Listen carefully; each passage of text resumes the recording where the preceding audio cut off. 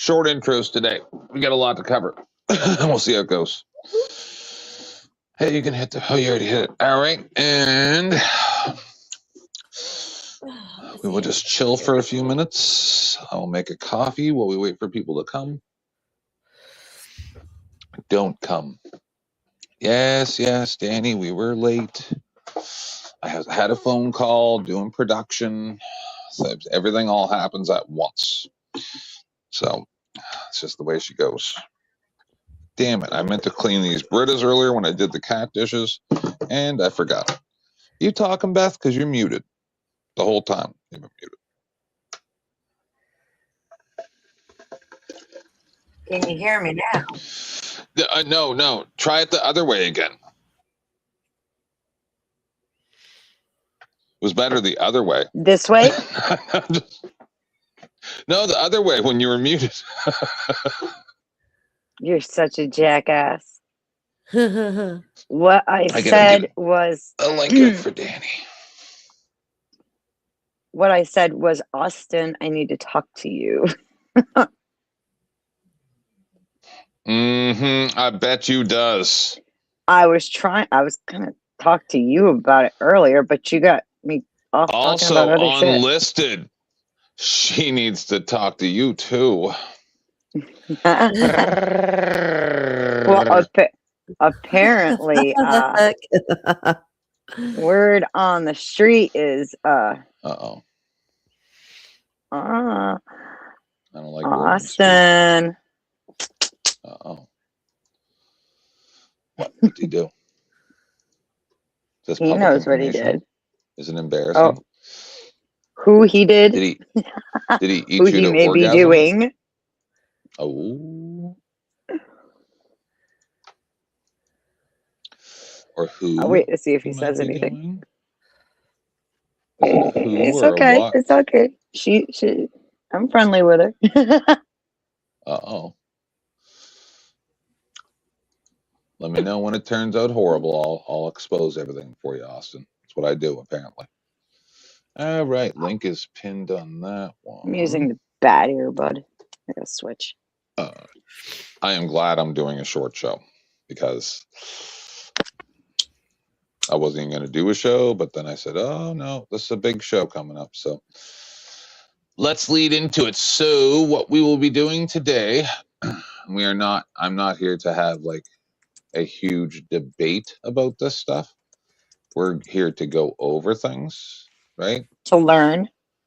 Well, just to like see recent and previous viewpoints that are put out on different media platforms of Zionism. And that's because that's what Sarah's panel is going to be about.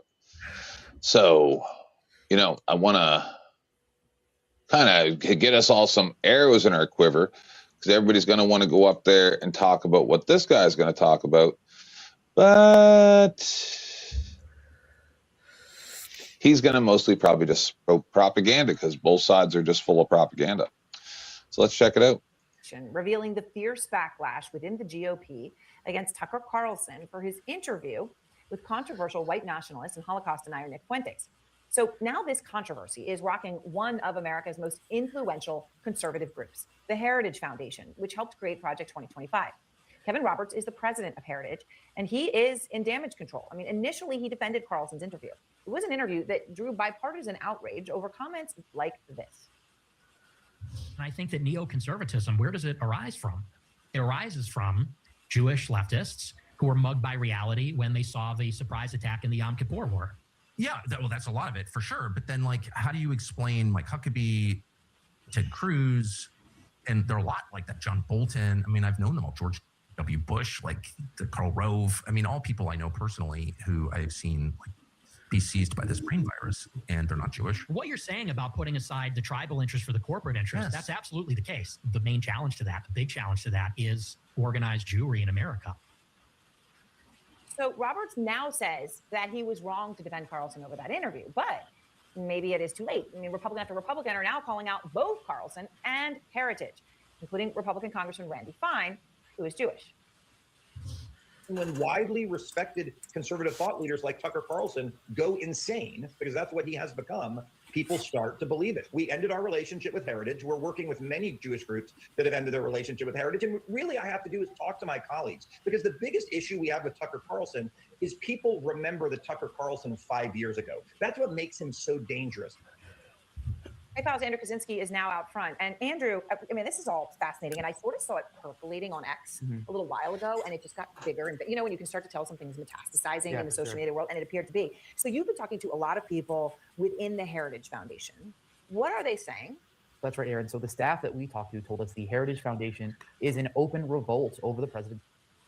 So as we can see, the bias has already begun because, okay, so people remember the Tucker from 5 years ago. Okay. I remember the America from 30 years ago before you were all pussies. So, just saying. Of Carlson, one senior staffer told us it was a, quote, absolute shit show inside the organization, saying that Roberts had, quote, lost control over the organization. He said there's an open rebellion. And this really all came to a head yesterday, where they had this. I'm like Sarah. I'm eating a banana. Oh my God.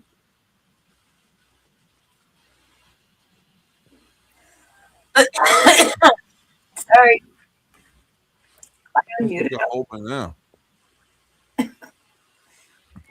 Meeting this Sorry. kind of going around social media, where Roberts publicly apologized. According to a recording we obtained, Roberts told employees, quote, I made a mistake. The banana hit the back of my throat. I let you down. I let this institution down. I'm sorry, period, full stop. But he also made clear he has no plans to resign. Now, we also obtained messages between senior Heritage staff earlier in the week where they were discussing the situation. I want people to look at some of these messages that we looked at. One of them described the workplace as, quote, flailing and in damage control. Another said, this makes me sad and mad, in a comment to another top level staffer. One senior staffer reposted a colleague saying, this crap is really hurting Heritage, and added, as it should. Another wrote, I'm disgusted by this, and I don't understand how this premeditated and orchestrated response is talking about the initial Roberts video could come out of one of the biggest think tanks in the world. The source who provided this to us basically said they didn't want these names to be identified for fear of retaliation. And Aaron, this backlash is not just limited to the staff of Heritage, it's also reaching the foundation's donors. One major donor whose organization contributes more than $500,000 annually to Heritage Foundation told us that they had totally lost faith in Roberts. You can see their quote right there. They said, I'm waiting to see how things play out, but if Kevin remains as president, we will not be giving to Heritage. Likewise, the Zionist Organization of America, that's actually the oldest pro-Israel group in the United States, announced that it was withdrawing from Heritage's initiative on anti-Semitism unless Roberts publicly apologized and retract his praise for Carlson. Now, current and former staff that we spoke to, they really say this is part of an identity crisis that's at Heritage. It's pitting the longtime policy experts, people who have been there for years, versus this newer crop of Roberts, of operatives that actually. We're doing Zionism, everybody. We're looking at some information from both different sides of the camp. Before Sarah's panel, we're doing a pre-show to Sarah's panel. She's live in like 4 hours, almost 4 hours, 3 hours, 40 minutes or whatever. We are going to go over some stuff, but we're not having like the debate Sarah's going to have later here. We're having I'm teaching class. And I'm wondering where Austin went to. I didn't even get the chance to talk to him and tell him what I was asked to tell him. There was some flaps that needed some tongue action.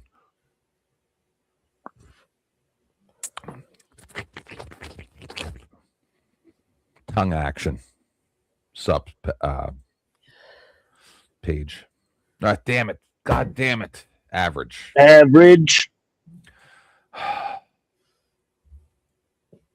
It's amazing. Heritage used to be, okay, you would go there for economic papers and you go, for traditional, more conservative, small government. Right now, it's become this very, very different thing, Project 2025 and on, right? Much more social, much bigger. I mean, it's different. More populist. Right. And so it is a total brand shift. I mean, they're right about that. It all started with Tucker Carlson's interview with Nick Fuentes, so this current brouhaha, right? When, for people who may not know him, we put on the adjectives to describe him generally, but when they say, what does that mean? What makes Fuentes so controversial? Well, yes, Aaron, that's right. And he is a white nationalist. He is a Holocaust. Oh my God. What's wrong? What's happening on this video? It's infuriating.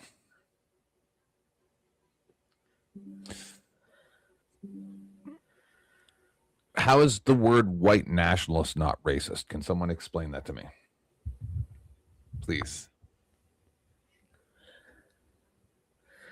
If I call you a I black don't even know where to nationalist- start. If I call you a black nationalist, that's racist, right? Yep. I remember me bringing up that the gangs in Vancouver that were doing the majority of the crime of 60-something people, that it was a Asian gang. And then Joe wanted to know, why does it have to be an Asian gang? Because it's an Asian gang that's doing the majority of the crime. So it just seems like it's this weird sliding scale where they're allowed to call you a white nationalist, but you're not allowed to kill them. Or could tell retraction. You're not allowed to tell them that they're a Zionist.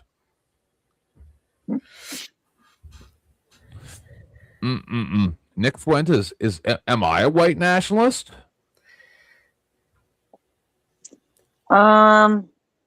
Well, do you think that the country should be made up primarily, if not entirely, by white people only? No. Well, okay, let's break down the words, right? Right. Are You mean the you actual meanings of are the you word, or for are the your meaning different? nation? Are you for your are you a patriot of your nation, Canada? Are you proud of it? You Not proud of where you anymore. come from? Not Huh? anymore. Not anymore. Okay, at one point were you? Yes. Now, and you are a white Caucasian man, right? No, I'm a black Irish. Jewish Oh, lesbian. yeah, all your hoo-ha, but on your ID, Sure. My bad. I can't even say that because in Canada they don't put that on there, Right. right? What? No, they don't. Your race. Oh No. my gosh. That's why I couldn't. It was weird. It was weird when I found that out, that you guys don't have that. Like that you guys, I'm like, whoa, hold on. That's the stuff that we don't know.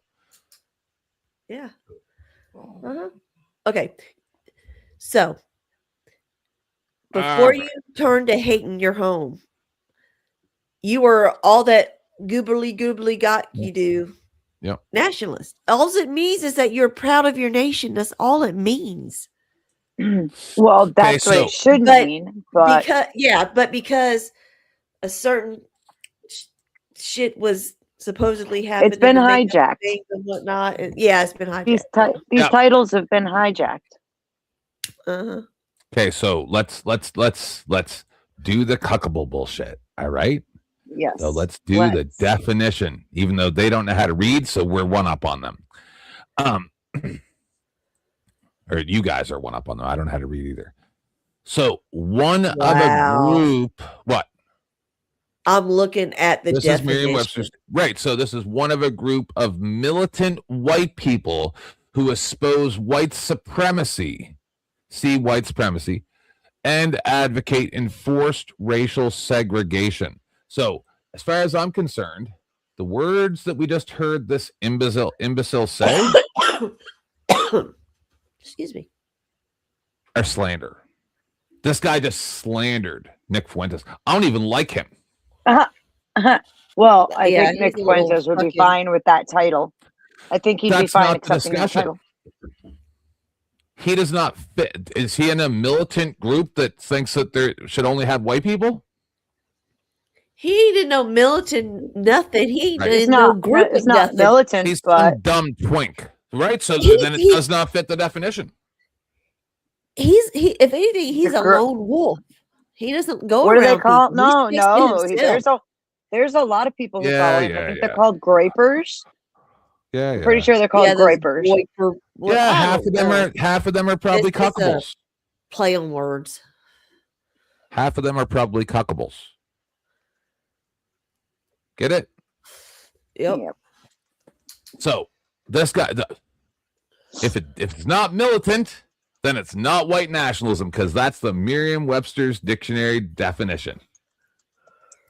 You can be something else, but this guy is trash. He's using fucking inflammatory language, the same thing as I accuse Cuckables of. All these people, they say white nationalists, people just check off that box in their head. That's it. I'm sick of this nonsense. I mean, they're right about that. It all started with Tucker Carlson's interview with Nick Fuentes, so this current brouhaha, right? When, for people who may not know him, you know, we put on the... CNN's so disgusting. Aren't they? The Fox is just as bad. They're all disgusting. I don't watch any broadcast news anymore. I like Greg at all. I like Greg Gutfeld. Once was that Live Nation? Whatever that was. Remember, it was supposed to be free and everything, and it was mostly conservative. But whenever they started making you pay, I say, you know what? Fuck them all. Fuck them all. That's all they want now. They don't care about delivering the actual news. They just want what people will pay them for. So, Pinder, I'm very glad that you're here. You are welcome up here. We're not going into the, like, anti-debate or anything like that, or pro, or I'm just critiquing the videos and the disinformation. We're doing this to gain information because we're leading into a pro and or anti-Zionism panel that Sarah the Raging Tomato is doing in 3.5 hours to get some information. So we're not having that debate over here. We're gathering information over here. I'm just critiquing the disinformation. Let's go. Because that made me mad when he starts. Because how does anybody else not get it? Like, why did they have to zoom in on his face like he's at a fucking debate for politics? All of a sudden, they get a single shot of him like he's on a fucking debate stage for president. Why? It's to give the illusion of authority. accuracy and Yeah, authority. and authority. Yeah. Yep. I was going to go for authority and accuracy. Yeah, it's disgusting. Disgusting. It's all fucking psyops, man. So controversial. Well, yes, Aaron, that's right. And he is a white nationalist. He is a Holocaust denier. He has spent years. Liar at the first one. Second one, my motto is that if I'm not allowed to talk about it, that's the thing I should be talking about. So since people like you would like to make laws in countries to say that I'm not allowed to talk about it, means that you have something to hide. What are you trying to hide? Spreading racist, anti-Semitic, misogynistic rhetoric online. Last fall, he just said the Justin Trudeau speech. He just did the exact pandemic Justin Trudeau speech and said all the exact same words. Misogynist, well, listen to it. I'm not going to pause it. Hey, what do they call them? What do you call them? You call them Debate bros. Script boys. Yes. Yep. Script boy. Yeah. Watch this. I'm going to fucking show you. Watch. Trudeau.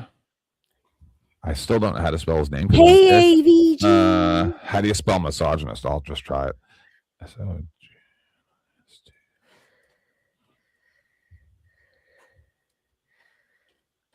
see here. I should be able to get that in 2 seconds. Is this the one? Misogynist and gynecologist sound too much. Canada is one of the places in the world where we do diversity as well, if not better, than most other places. We know that tolerance is not enough. I think it is. If you think about it, tolerating someone is putting up with them, is barely allowing them to exist as long as they don't bother you. There isn't a religion in the world. Look real, does he? Tolerate thy neighbor. We talk about he looks like a wax figure. This ain't the right friendship and love. And that's what we have to stay focused on, that level of deep, deep respect and ability to learn from each other. But let's not kid ourselves. Canada isn't some magical place. Shut up, Justin Trudeau. Maybe he didn't say it in English, I'm thinking. I think I've just read it. So we're going to go to this. Yeah, he said more stuff in It's French than he right? did in English. That's right, right. But I'm just saying the words. Misogyne Words are the and same. a couple other ones. Yeah, they're the same. Listen. I'm going to read it. Watch. Burr. I'm sorry, I couldn't make out what you were saying, Todd. Oh, nothing. Go ahead. The jab, blah blah blah blah blah blah blah. We're just trying to get to the part where they say. Now remember, this isn't about Zionism. Now, this is about the pokey that I get injured by, right? So they'll use these words no matter what the situation is, and they just throw out these trigger words for you to just go, "Oh, misogynist and racist. He must be horrible." Watch. Jabby, interview. Watch. They're extremists. They do not believe in science. And here's where it switches. They're often misogynist, often racist as well. A small group that occupies a loud space. Decisions need to be made as a leader, as a country. Do we tolerate these people, or do we say, well, come on, the majority of people, because 80% of Quebecers did get the jab, want to go back to the way things, want to get back to things we all like to do. It will not be those people that will block us. So now watch this. Same words. Much more social, much bigger. I mean, it's different. More populist. Right. And so it is a total brand shift. I mean, they're right about that. It all started with Tucker Carlson's interview with Nick Fuentes. So this current brouhaha, right? When, for people who may not know him, we put on the adjectives to describe him generally, but when they say, what does that mean? What makes Fuentes so controversial? Well, yes, Aaron, that's right. And he is a white nationalist. He is a Holocaust denier. He has spent years spreading racist, anti-Semitic, misogynistic rhetoric online. Last fall. Exact same words. Exactly the same words. So I'm just wondering, we're not supposed to believe that these people are in contact, or they are in contact with people that are in contact with each other? Seriously? No, this is all an agenda. These speeches are all written by high-level agencies. They're approved before they go out, and they get they're told. I can't find the interview, but it happened during the lockdowns, and there were two news broadcasters, and I've been looking for it. It's hard to find stuff sometimes, years old. And the two broadcasters, the lady broadcaster goes, and they're about to talk about the lockdowns and whatnot, and the lady goes, I just read whatever they write down on the piece of paper. And he goes, yeah, me too. And that's where I got the part of my outro. But don't forget, when they write your name down on a piece of paper, because that's what it's about, is none of these people care what they're saying. They're just saying what they're supposed to say so they get their paycheck. And then a person like me that stands up to all of this gets attacked by the people who were tricked by this and the people who are doing it. He actually said he didn't vote for Donald Trump because Donald Trump didn't go far enough pushing an America First agenda that matched his own white nationalist views. He said that. So just anybody who agrees with Trump is white nationalist, correct? Because I just had somebody yesterday, and I don't know if it was Chuck or somebody else, but they told me they voted for Trump 3 times. I did. Okay, it was Todd. Thought it might have been Chuck. And I'd do it again too. So automatically you're just a white nationalist because you voted the wrong way? So you literally are a Yahtzee because you voted for Trump, just automatically, right? I suppose. Because that's the bullshit I had to listen to somebody about over texting for almost 3 years. Yeah, but why should you be, Todd? Because you voted a certain way and this guy says it?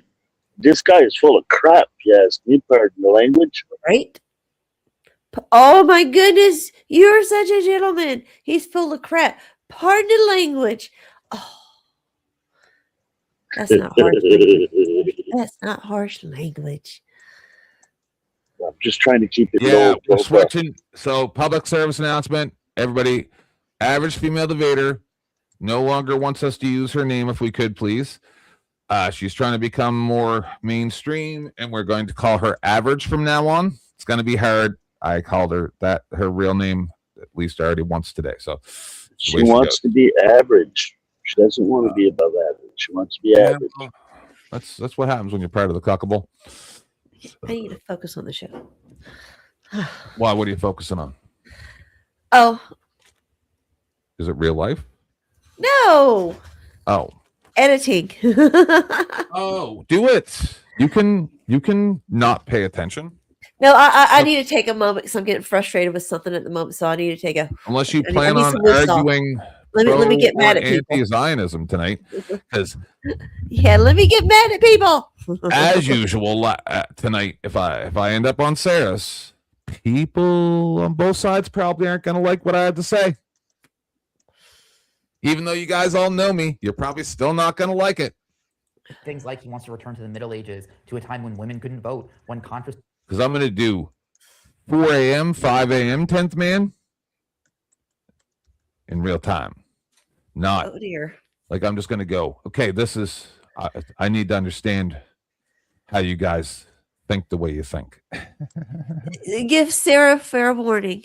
Things like she knows the Holocaust is exaggerated. I was asked to come to this. Okay. So she says not she a special knows. guest She or nothing, knows. but that's kind of why I'm doing the show, because I want to. I'm making notes. And good idea. And want to be raped. Those are all literally things he said. He even praised the Taliban of Afghanistan, celebrating that the group would, quote, ban abortions, vaccines, and gay marriage. And in this interview with Carlson, he even expressed admiration for Joseph Stalin, dictator of the Soviet Union. Now, Fuentes has also made clear that he wants this kind of turmoil in the GOP. On his show, he said, quote, "We want disruption, we want chaos, we want infighting." So when Carlson hosted Fuentes for this largely friendly conversation, he did not challenge him on a ton of that stuff. It set off that outrage on the right that's not only tearing through Heritage Foundation, but through much of the conservative movement. Aaron, we did reach out to Carlson, Roberts, Heritage. We asked about all of this. We didn't hear back from anybody. So it's going to be interesting to see how this continues to play out on the right, because as you said, it's really just bubbling up. It's just incredible. Ben Shapiro writes, quote, "If Republicans cower before Nazi apologists and their popularizers, the GOP will lose and deserve to," unquote. And here now is Ben Shapiro, co-founder of the Daily Wire. Ben, what was your reaction not only to Kevin Roberts' apology, but also just how he's handled all of this? Well, I mean, I think that Kevin Roberts, I know Kevin. I think Kevin is a good man. I think that Kevin really screwed things up last week when he decided to inject himself into this controversy with his vociferous defense that contained some rather charged language. I think he's doing the right thing by pointing out the obvious, which is that if somebody glosses Nazis on the air, that person probably should not be associated with a conservative think tank, and that everyone should have a duty to say that that is a bad thing to do. So I'm grateful to Kevin for doing that. I think it's a very good thing that he did that. The real issue here is I think that Tucker Carlson's morphing from, I would say, a very edgy right-wing political figure on Fox News, but certainly within the mainstream, into a conspiracist, a person who ideologically launders anti-Semitism, who ideologically launders all sorts of anti-Americanism on his show, and then airs it for the public to hear with interviews like the ones he did with Nick Fuentes, which was essentially a massage of Nick Fuentes. I think that took a lot of people by surprise, probably including Kevin. The Washington Free Beacon obtained and posted video of yesterday's Heritage Foundation staff meeting where Roberts apologized for how he's handled Tucker's conversation with Nick Fuentes. Here's part of what Roberts had to say. I didn't know much about this Winfrey. I still don't, which underscores the mistake. I can tell you with a clear conscience and not making any excuses that those were my intentions, to fix all of that. And obviously I didn't. Made the move. We reached out to the Heritage Foundation for comment about the video. We were referred to Kevin Roberts' social media post from yesterday. What's your reaction? And let me just note that Nick Fuentes has been fairly notorious for years now, including when he dined with President Trump at Mar-a-Lago. I mean, I think that's true, but I think that really in order to experience the full wonders of the Nick Fuentes catalog, you really do have to spend some time going through the receipts. I did that earlier this week on my show. And the truth is that most people don't watch politics all that granularly. Even people who are in politics don't spend a lot of time on sort of the fringe, edgelord right, the way that Fuentes is. And so the sort of mainstreaming, normalization of Fuentes by Carlson is significantly more important than just Fuentes' existence, obviously. It was a seminal moment, I think, when it comes to the right's decision as to whether Tucker himself is a source of truth or whether he is a disruptive force inside conservatism. So one of the things you've noted is that it isn't so much, your problem isn't so much that Tucker Carlson had Fuentes on his show, but that he didn't push back at all on the neo-Nazi, anti-Semitic, pro-Joseph Stalin rhetoric, et cetera. I just wonder, last week at a Turning Point event, Vice President J.D. Vance was asked by a student about an anti-Semitic falsehood, this crazy notion that Judaism openly supports the persecution of Christians. It's not true. But J.D. Vance was asked about it. Instead of pushing back or correcting the questioner, he said this. There are some significant theological disagreements between Christians and Jews. My attitude is, let's have those conversations. Let's have those disagreements when we have them. But if there are shared areas of interest, we ought to be willing to do that too. What did you think of that? You know, obviously in a vacuum, I think that answer is fine. I think it's a response to the question, which was asked, as you say, in a tremendously anti-Semitic way, the idea that Jews are persecutors of Christians is an absurd contention. Obviously, I would have preferred more from the vice president, but I think the broader problem here is, again, that you have an enormous number of young people who are engaging with true white supremacist, anti-Jew content and are taking...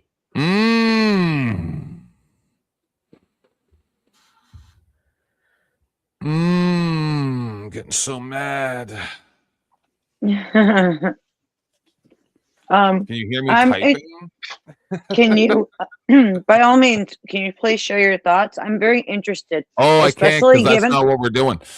Okay. Well, but I'm I gonna watch hope to a bit of this hear again. them. I got to write some of this down. Oh my god! I hope to hear your thoughts later, especially Ooh. considering the things that I've been experiencing over the last few weeks. My blood pressure. Oh yeah. No, I wish. So I'm going to try to stay awake and come to this tonight. I know. I think I can do it. By the way, I'll be camming up soon and get this food prawn going. I'm breaking down the last bit of chicken, and then we're going to start rolling some homemade egg rolls. All right. Let's listen to this 30 seconds again. Because I just can't believe it. What did you think of that? You know, obviously in a vacuum, I think that answer is fine. I think it's a response to the question, which was asked, as you say, in a tremendously anti-Semitic way, the idea that Jews are persecutors of Christians is an absurd contention. Obviously, I would have preferred more from the vice president, but I think the broader problem here is, again, that you have an enormous number of young people who are engaging with true white supremacist, anti-Jew content and are taken in by it, and there do need to be more voices pushing back on that. Ben Shapiro, we thank you for your voice. Thank you so much. Thanks so much. Engaging with true. So I need to understand something here. So you asked for my. I don't have an opinion because my opinions are based on simple hatred for the lies, and I don't really care about the people. Right? Like I literally don't care about the people. I don't care about Ben Shapiro. I don't care about anybody in Israel or Palestine. What I care about is having to listen to other people talk about it. Right? So literally, if all those people died tomorrow, I'd be like, thank fuck, now I don't have to listen to it no more. Okay. Right? So do you understand what Zionism is? Unfortunately, yes, but that's not. So what I want to understand is when he says what he says here, he says anti-Jew, blah, blah, blah, blah, blah. Is he talking about the people as a heritage, as their nationality? So they're their religion. Which one of the three? Or all They three at the same time? It's all of them at the same time because it blends together. Go fuck yourself. So how about that? How about here's how the about, thing. No. How about I'm a non-binary. Get it?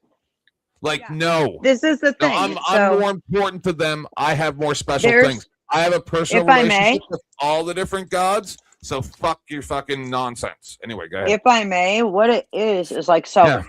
There is a certain kind of hatred for ethnic Jews, but then on some levels, it's almost worse for non-ethnic Jews who practice any kind of Judaism because they're automatically seen as traitors. You see, they chose to be heathens.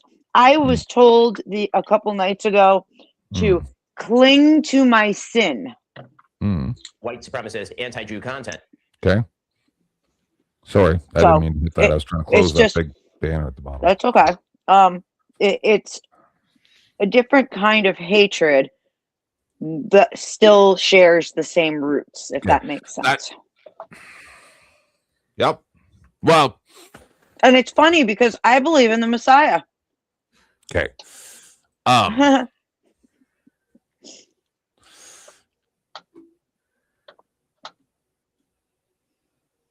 So we're gonna have videos here going forward, so we're gonna probably be able to have this conversation. Sure. But I heard most of what you said, but I was also trying to not get mad at Mike for producing my show from the chat. Okay. What do you need me to repeat? So, well, no, just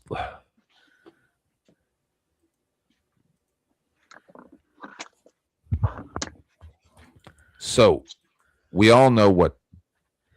So tell me what you say. Okay. Because it seemed like somehow, and maybe I lost something there, right? But as I'm replaying it in my head, it seemed like you went from Zionism to being about Jewish people. No. We went from Zionism, right? Like somehow those two got equated. Yes, they're very much connected. Okay. So yes. Under the Jewish belief, Zion is essentially the Great Mountain or Temple Mount. Okay. And that is where the Messiah will come. Christians believe that the Messiah did come and went to Temple Mount, aka Zion. Now there are some all Jews believe in the idea of Zion, God's beloved city. Okay, so hang on. Some Christians still believe and hold to the idea that Jesus is coming back to Zion, and therefore we need to protect it. Yeah. See? Okay. Yep. Oh, I get it. I get it. But that's leaving out what they act like, right? So this is the problem. Is though I have tolerance for people for what they do and think, I don't care, right? Like I understand all the words you're saying. Yeah, I do. It's silly, but what you're saying to me, right, is no different than the abolitionist guy hating babies. Like it's just pretty much the same thing to me. It's just blah blah blah. Someone told me a story one time, and I thought it was true, so I'm better than you. It's not even. See, that's the thing. Is actually, that is what they say. I think that there are some that see it that way, but I think it tends to be more of the anti-Zionists that are. It depends because there's different levels, right? What did I do? It's nothing bad. It's nothing bad. It's nothing bad. It's not even looking at my phone. I'm breaking down chicken. I'm just being dramatic. Okay. You did this. In this week's Southeast Asia safety check, we got these here fellas drilling a hole in the wall. He's got a whole bunch. I got to stop waving my hand around like a fruit. Hurt my fucking neck bad. Where is it? Have it here? Is it on my other list? I can remember growing up in Christian fellowships, learning all about Zion. And here's the thing: is like the way that I see Israel. Do I think that we owe them protection? No, I do not. Do I think that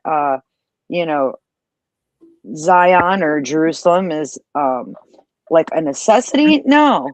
However, I would want to preserve the holy sites, regardless of whoever's living there and whoever's controlling it. I think that the government that has been controlling it for a while now is fucking it up too. Having been there myself, I saw some fucked up stuff.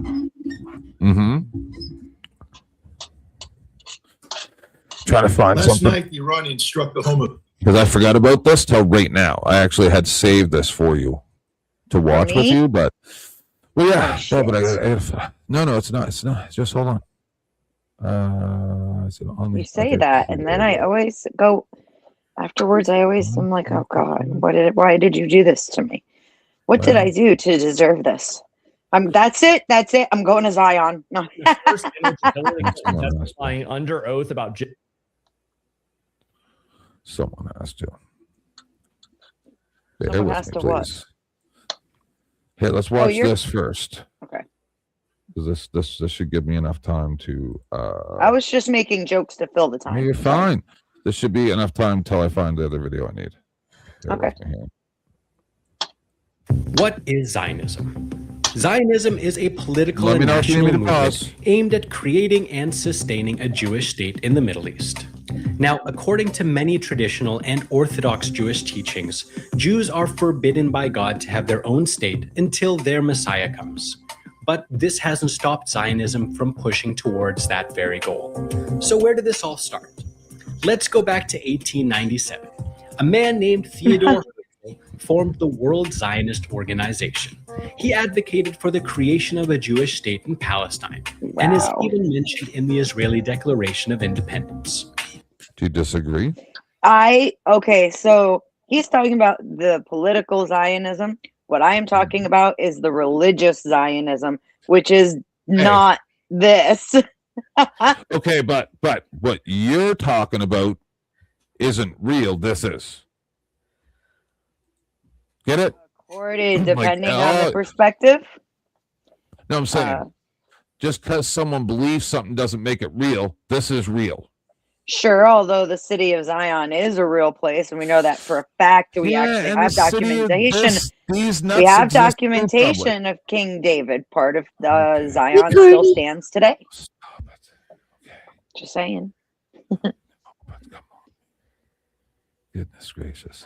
How was that yesterday? No, I don't know how this works. It was tough to be a Jew in Europe in that time. With anti-Semitic sentiments rising, Herzl felt the only way for his people to live in peace was for them to have their own country. Palestine was chosen, and a popular slogan started spreading around the world. A land without a people for a people without a land. The only problem was, Palestine wasn't a land without a people. A large number of Muslims and Christians, along with a smaller number of Jews, had been living there together in peace for centuries. But for many Christian Zionists living in the West and Jewish Zionists living in Europe, that made little difference. Following the fall of the Ottoman Empire at the end of World War I, and along with British support, Jewish immigration to the newly British-occupied Palestine was steady in the early 20th century. Then there was a turning point, World War II. Following the Holocaust, the flow of Jews to occupied Palestine boomed, and many Western countries began backing the idea of a Jewish state in Palestine. But not with propagandist extraordinary. Anything up till now? Just because. Yeah. So I this is don't. the history I know. Yeah, I get it. I personally don't think that a Jewish state or anything like that is necessary. I don't. Not even for like if Jerusalem was all Muslim controlled right now, right? It doesn't change a damn thing when it comes down to the religious Zionism, and I think it's really funny. I think it's really. Hold on, real quick. I'm almost done. No, this is where you people who are programmed do that thing where you say stuff and then you go flip the script and try to make me not remember the thing that you just said. Okay. No. So, what about like all that stuff you just said? Blah blah blah. Mountain of Zion. I don't. All that, right? No. Just so. What about the part of the Jewish religion that says they're not supposed to have a state? We just leave that part out because they're special somehow, or what about that? I mean, I'm not smart like everybody else. I just know the truth. That I'm not familiar with at that, but I know that they've been. No shade. They're kind of. I watch Speaker's Corner, right? And then I look up the shit that they talk about to try to figure out what they're talking about, and to see, and sometimes they'll even bring it up on the screen, right? So I know that there's a part of, I think it's either the Talmud or the Torah, I have no idea, or whatever, the two different books there. And and they are have very different. They're not supposed to have a state. I think it's the Torah. So the Torah is the first books of the Bible, including the Christian Bible. Okay, they're in the The I- Torah is in the Christian Bible. See? All right. We're not The talking about what I said. Talmud, what the Talmud is a collection of writings from rabbis. This is okay? what So- knowing too much does to you, Beth, and not being a dick. This was not my plan when I went live, but this is what reading too much and going too deep into this history and stuff like that does, is it tricks you into thinking that any of it's real at all, right? And to actually ignore what we're talking about. No, I'm not ignoring what's being talked about. Well, yeah. I'm not ignoring what's being talked about at all. I said I don't think that it's necessary for there to be a Jewish state like that. I agree. Yeah. Well, Okay, and I don't think- disagree, but go ahead. I don't think that we certainly have any obligation to protect them, or at least not like, I mean, like human to human, maybe on some level. But and I'm saying that knowing damn well that I have friends over there that are, you know, dodging bombs right now. Okay. However, what I was going to finish up with saying is that the religious side of Zion, all of that part, existed way before the political idea of Zionism ever was even created. And I think it's really interesting how they kind of hijack that and kind of turn it into something that's political when originally it was a religious principle. If that makes sense. Makes sense to me. Sorry. Ouch. Ow, my hand.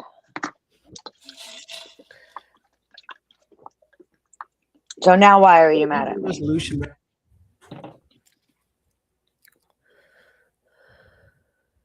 Huh? I asked 10th why he's mad at me, and now he's all You're quiet. muted, Now I'm yelling at this fucking microphone that muted. No, I'm mad because I can't. Just let's finish this video, and then I'm going to need you guys to talk amongst yourselves for a minute. Recommended both an independent Arab and Jewish state in the region, Israel went ahead and declared their independence in 1948 and was recognized by U.S. President Harry Truman that very same day.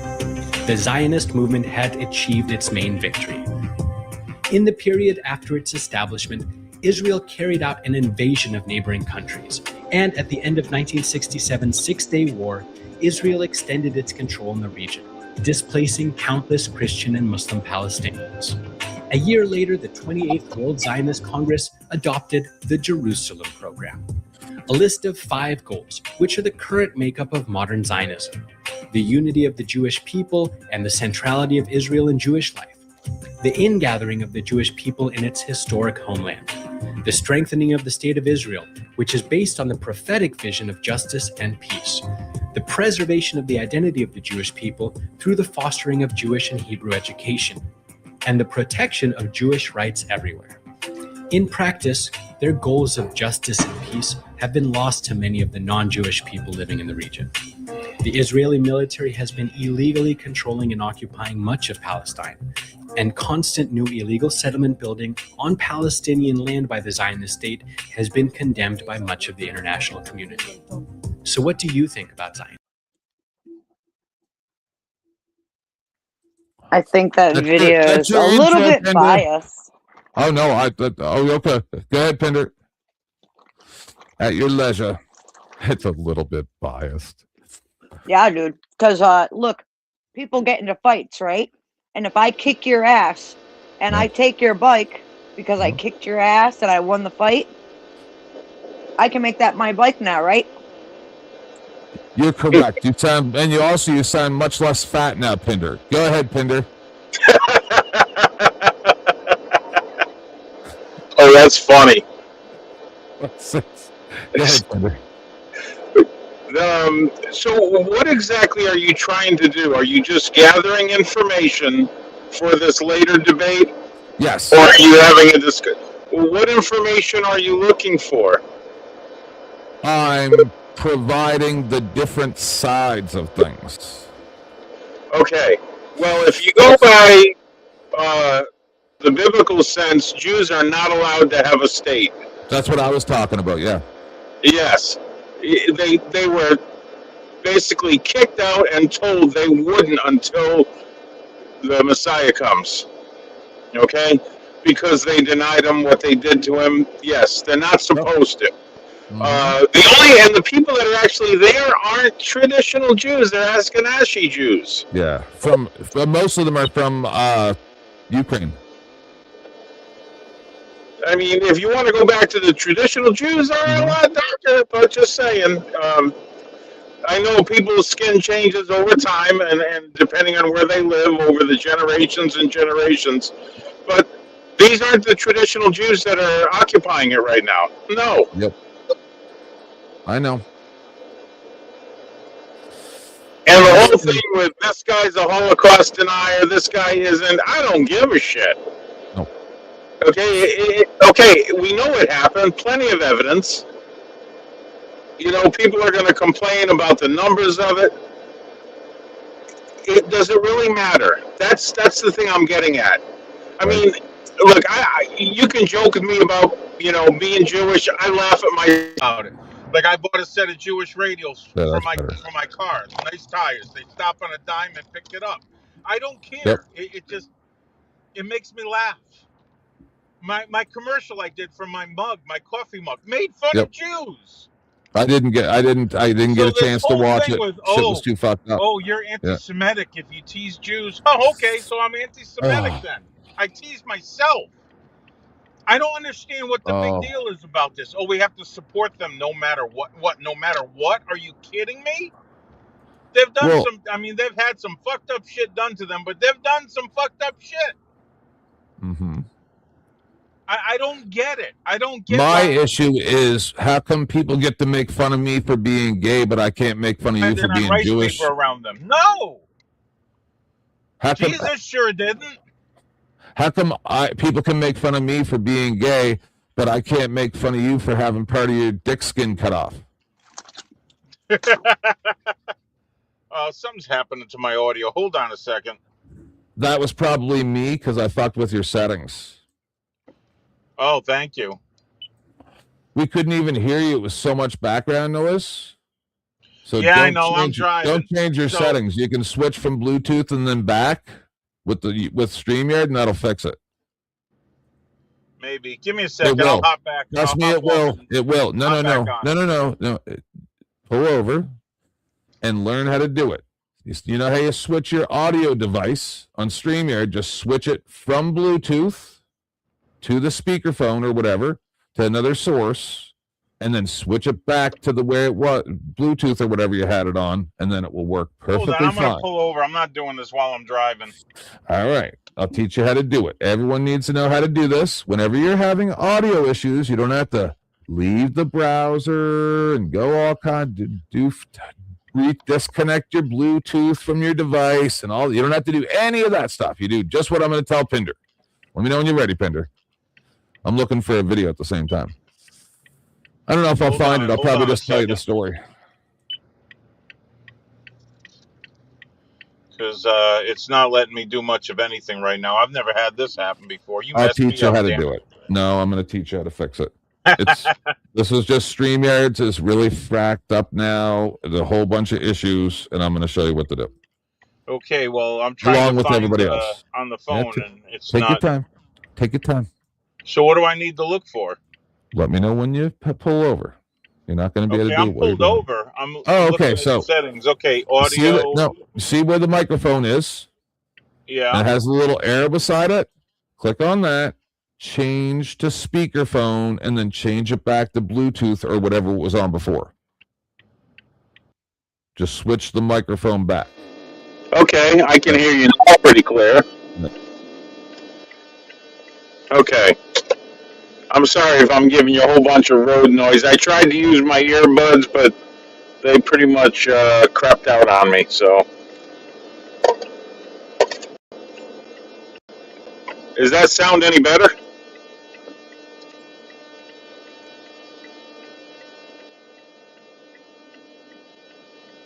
Okay, now I'm not hearing anything. Go ahead.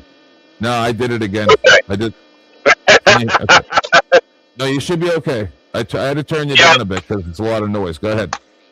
Okay, so I don't even remember what I was talking about. I think I was screaming about Zionism and all that because I used to be that guy.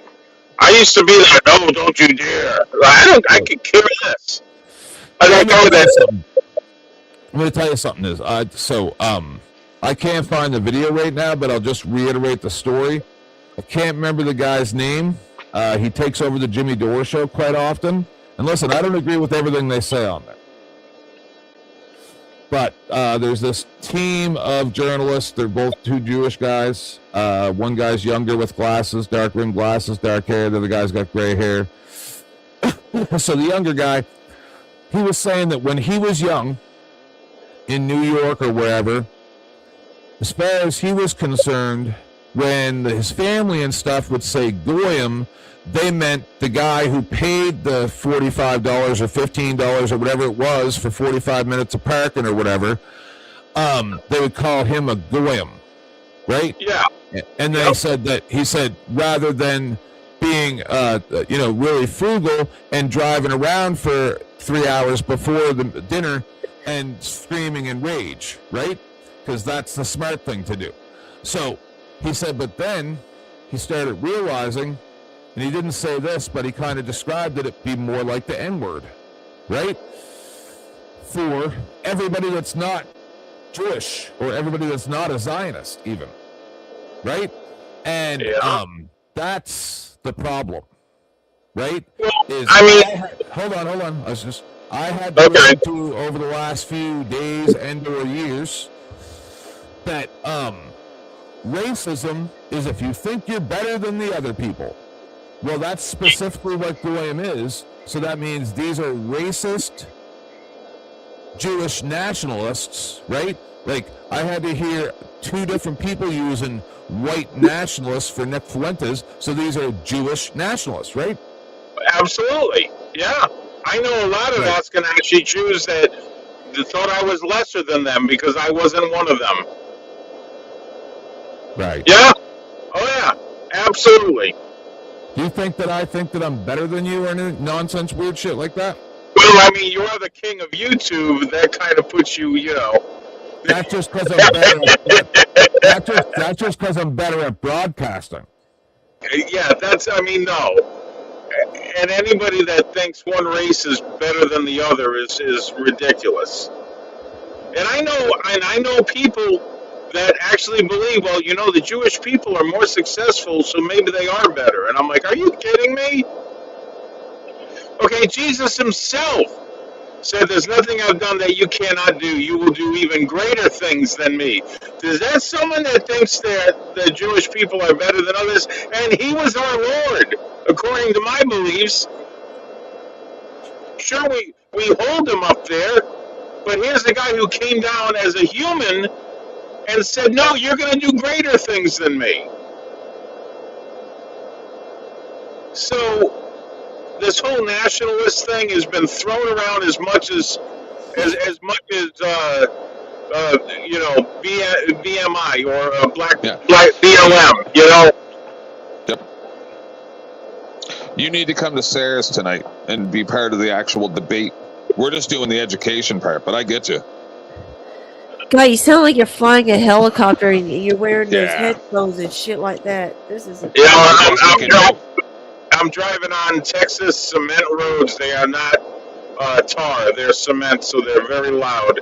And plus, I'm in a truck, and if you have nothing more than, if you have just street tires, you'll be a little more quiet, but I have off-road tires. So it's a little noisy. So you got the knobbies? Yeah. I know about knobbies. Yeah, I got to get ready because I'm going to the ranch next week. I leave Saturday morning. I'll be on the ranch for a week. I would like to give you a special invite along with myself to Sarah's tonight, Steve. I'll see if I can get it. I have some work. I do a lot of freelance graphic design and media 3 hours design. from now. Okay, I'll see if I can get on it. I mean, it's not going to be much of a debate other than, and people can have their opinions. They can say, no, we need to treat them like they're they're these wonderful people. No. Hang on. Actually, from the way that it looks, it's a Throwdown Thursday. Okay. I can't remember the name of the guy that's coming on, but he says that Zionism. It said something about is Zionism, Satanism, Satanistic or Satanism. And so he will have an hour to talk about his thoughts with Sarah, and then the panel will open and everybody can fight it out.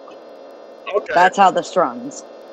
Well, if people think that Satan doesn't have his clutches on the Jewish state, they're highly wrong. You can see it, and if you can't see that he's meddling in this whole thing and he's got people working with him, then I think they're blind or obtuse. One of the two. Pick I agree with you. That's why most Jews actually don't even practice anymore. They call the Exodus and everything, the old stories of the Bible, they call them all myths. It's all mythology now. Well, most of them. Here's the deal. You know, they believe in the laws of Moses. They can't even. They had 613 mitzvot that came out of the commandments when he came down from the mountain. We only, as a regular Christian, most people only work on 10 of them, the 10 commandments. There were 613 commandments. They can't even practice 300 of them because it includes needs a temple. So no one is truly following the law, no matter how they try to tell you. They can't. Correct. Because half of them can't be done without a temple.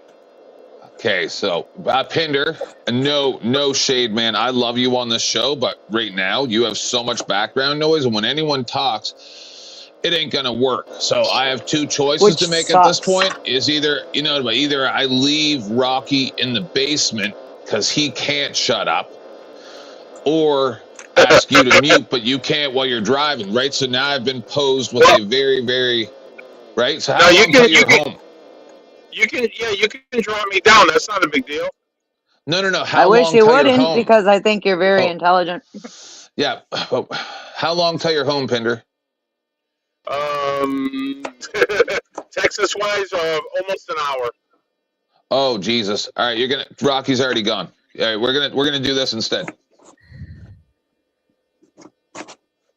Yeah, I got an hour and a half drive. You're staying. Well, we got an hour and a half drive with you. Then you guys talk. Go ahead, and I'll yell at you guys sometimes. Okay. What are you doing? What's going on? Who? Or do you want to watch? Do you want to watch this video with us, Steve? Sure. I'll watch it. I'll mute. All right. Cool. Hello, my dear brothers. How are you all doing? Go ahead and leave a like. Please don't leave the video giving you a like. Just skip this video without liking it. The video won't be suggested to other people, okay? So thank you in advance. Well, Rabbi Tudo was after October 7th. The crucial battle is within Christianity. What's happening, folks, in relation to Judaism and Christianity, right? There is a very large and influential branch of Christianity in the United States known as Christian Zionism. What is Christian Zionism? What Turk C. Sun combats is precisely leading Christians to support Israel in its territorial dominion, okay, in its hegemony in the region, right? It concerns its development as a nation, as a land, and generally everything that constitutes Israel. Got it? It's clear that in some way Christians have some spiritual, sugilat, and social connection, especially since our society is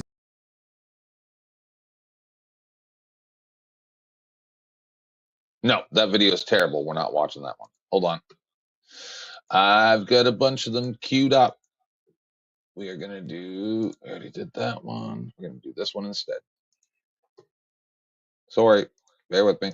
Just that one was terrible.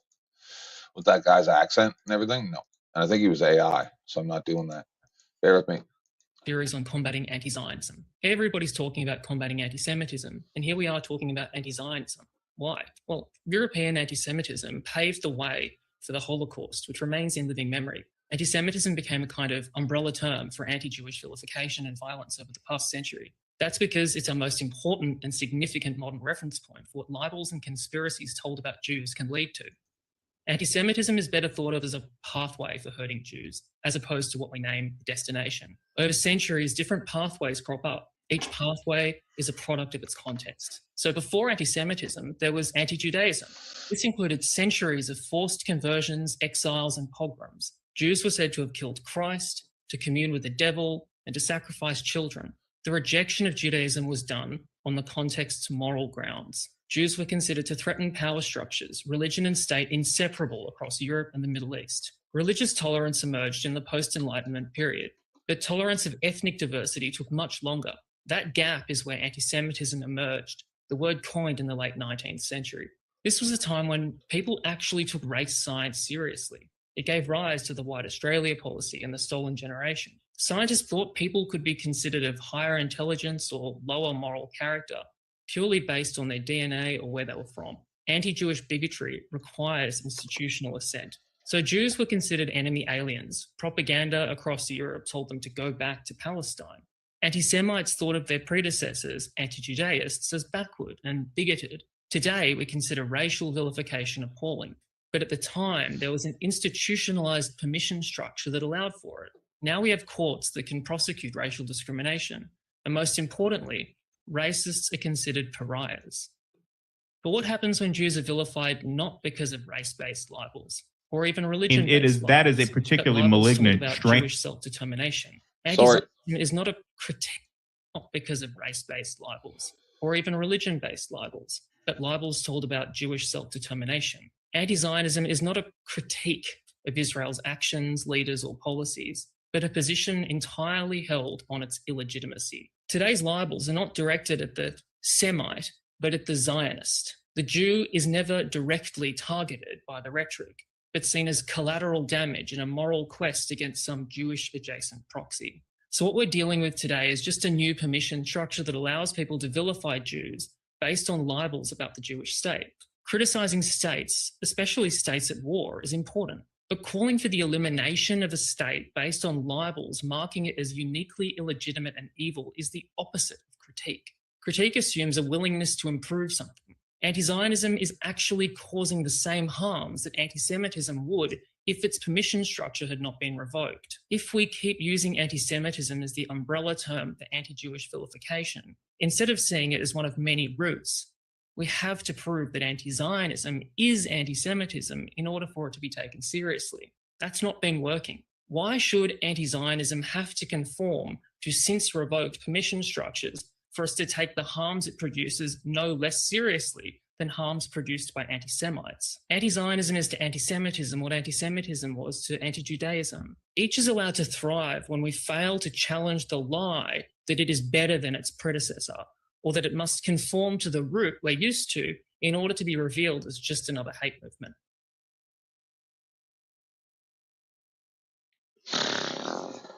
Adorable.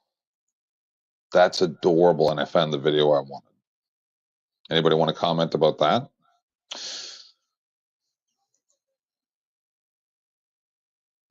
Hello? Well, you can be anti-Zionist and not be anti-Semitic. That's not what he just said. Well, no, he's trying to conflate the both of them, so you're guilty of both, not one. That's like saying if you don't 100% support me in every way and everything I do, then you're against me. Right. So that's how they get people to go, well, I have to be for them in every way and everything they do, and if I say they're doing wrong in any way, then I'm anti-Semitic. Mm-hmm. We've watched 3 videos about that. you're automatically a white nationalist or an anti-Semitic or a blah, blah, blah, blah, blah, blah, blah, blah, blah. But they're never anything. They're just the victims all the time. You can't say anything about them. You can't deny anything about history. They're a people.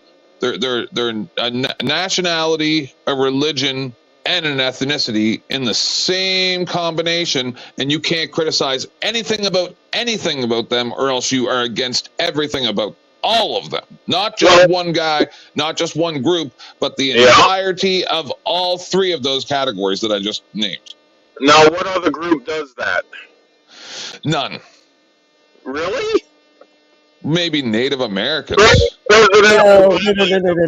Obama said, if you don't agree with me, The ones that they're fighting over there are still, we talked about this yesterday, Terrence. Well, come on. President Obama said, if you don't agree with me, if you don't vote for me, then you're racist. So basically, anything you disagreed with Obama on meant you were racist. If you don't support BLM, you're racist. No, he said if you didn't vote for Kamala, you were racist. Well, no, he said that for him while he was in office. He said if you don't agree with me on this, then you're probably racist. Okay. It's the same mentality, all or nothing. Yes. You have to accept everything I say as gospel truth, or you're racist. You're against me. That seems like a cult to me, brother. That seems like a cult. I know a lot of churches that are the same way. Yeah, I don't accept that nonsense. That's what split up Christianity and created so many denominations. Well, they didn't agree with this person, so now we're against them. So I don't agree with everything my church says, and I talk to the pastor about it. I say, I don't agree with that. I think you're misinterpreting the Bible, buddy. And I've said that so many times. But it doesn't mean that I don't believe that a lot of what he says is correct.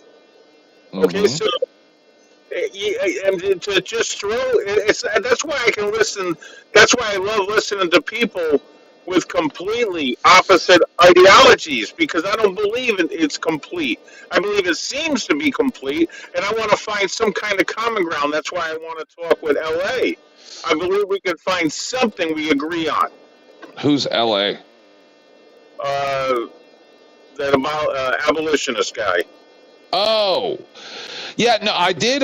We had long conversations. Yeah, you don't have to agree with everything he says. And I'm not against him. I may be against some of the things he says. I don't agree with him, but it doesn't mean we can't have a cordial conversation. See, people that are like this anti-Zionist, it means that you're anti-Semitic. And just like BLM, if you don't agree with them, you're racist. There's got to be common ground. This all or nothing thing is bullshit. Yep. Just like, and I've had this conversation with Joe Cool. If you don't agree with him 100%, well, you might be racist there. No, I just don't agree with everything you say. Okay, so, but I can't have that conversation every single time. No, that's the problem. And you can't sit there and go, dude, just because, with anybody. So that's why I just whatever, think whatever the hell you want. If you want to have a conversation with me, then I'm going to say what I believe. And if I disagree with you, get over it, You don't get to label me because I disagree with you. That's the problem. People accept these labels and they're like, well, I don't want to have that label, so I'm going to conform. Oh, hell no. I agree with a lot of things that Trump says. I disagree with a lot of things that Trump says and does. It doesn't mean that he didn't get my vote. Look what the options were. Yep. That's like, okay, do you want friggin' habaneros or ghost peppers? Pick. Do you want to go off the cliff in a car or a jet plane? That's what the choices were. Doesn't mean I'm not going to vote. This whole thing is that a lot of people have opted out. But a lot of people have opted out, bro, and I don't blame them. And part of me wants to do that sometimes, but I'm like, you know something? I believe personally I have a civic duty to cast my ballot. Just like I have or a are you civic making duty. things worse? Yeah, like when I get called up for jury duty, they never pick me because I can think. Right. Yeah, you're not just going to listen to what the judge says. Yeah, no, I get you. Yeah. So I never get picked. I mean, I've been called 3 times. And as soon as I answer a question from either lawyer, it's like, no, you can go now. Yep. I've never been called for jury duty. I don't think that. I think that they got me on a list already where I'm not allowed to be. I mean, I enjoy answering the questions. I really do. Because I love to see the facial expressions. The last 2 times, I answered the questionnaire and they didn't even have me show up. Mm-hmm. So it's just like, like, they say, though, when you turn in this questionnaire, it could take up to 2 days to get a response. I get mine in 2 hours. Yep. So, no, people that are in that position of control where they try to control you with labels, they don't want you to be a critical thinker. They want you to be a dumb idiot that just goes with the flow and you're scared of labels. You can label me anything you want. Call me a racist. Call me an anti-Semite. Call me a friggin' an anti-Zionist. I like anti-Semite. I like Steve. I like you, Steve. Thank you. I like for coming up here. anti-Semite. Anti-Semite? Like- Are you kidding? No, Semite, anti-Semite. So, Beth, remember I told you guys all last year that I have like a bunch of really like lunatic crazy people that are my fans that kind of just keep their distance and mind their own business because they needed to like keep their head in the sand until they figured out if it was safe. Oh boy. Because who do we have? The I can't see the chat, by the way, guys. Just so fine. everybody knows, I'm so sorry if anyone's talking to me and I'm. It seems like I'm ignoring you. Nobody I'm is. not. I've been working on dinner. Yeah, no, I was just trying to tell you that Pinder has always, like, we started out as enemies, but that's how all of my friends, like, long-term friends go. Right? Because they see someone coming in saying the crazy shit that I say, and they're like, what the fuck? Yeah, they're going to take it wrong. Yeah, they're going to take it wrong. And it took years, and then, it made me think, though. That's the difference. This is why I tell people this. My pastor came to me one time and said, Steve, you're posting on Facebook all these videos of Christopher Hitchens. What are you doing? I said, I love him. He's my favorite speaker. And he's like, but he's an enemy of the church. I said, yeah, but here's the thing. He challenges me. I like being challenged. He made me go to the Bible more than you ever did. Well, he didn't like that very much. But see, that's the difference, Ted. People don't like to be challenged. You challenged the shit out of me. That's why I'm still here. But I'm not the same person either. I challenge myself. I try to. Every minute of every day, I'm trying to progress. That is yourself. Because if there's no iron to sharpen you, you got to do it yourself. You got to look in the mirror and sharpen yourself. That's what I do. That's why I'm so pretty. Moisturizers for more than your dick. All right, we're going to watch another video. I found the video I was talking about. So we watched like 3 pro-Zionism videos. The anti-Zionism didn't work out. Now, this, I don't like everything Jimmy Dore says, but this isn't about Jimmy Dore. This is about this guy. He's a journalist. I actually like him more than Jimmy Dore. I watch their stuff. And so let's watch this. It's 22 minutes. It's at 1.25, so it's faster. But let me know if anybody wants to pause. It's just I want you guys to see, because I'll just tell you guys a quick story before we do this. I knew some Jewish dudes when I was growing up. all I really paid attention to was they didn't have foreskin. So like, I don't care about any of that stuff. Wish that I had time to. The fact that any of these people are trying to, number one, Joe trying to draw a Canadian into being racist for him. Jewish people trying to draw Canada or anybody into like all this nonsense. The nonsense. Everybody's struggling. Everybody has a cause.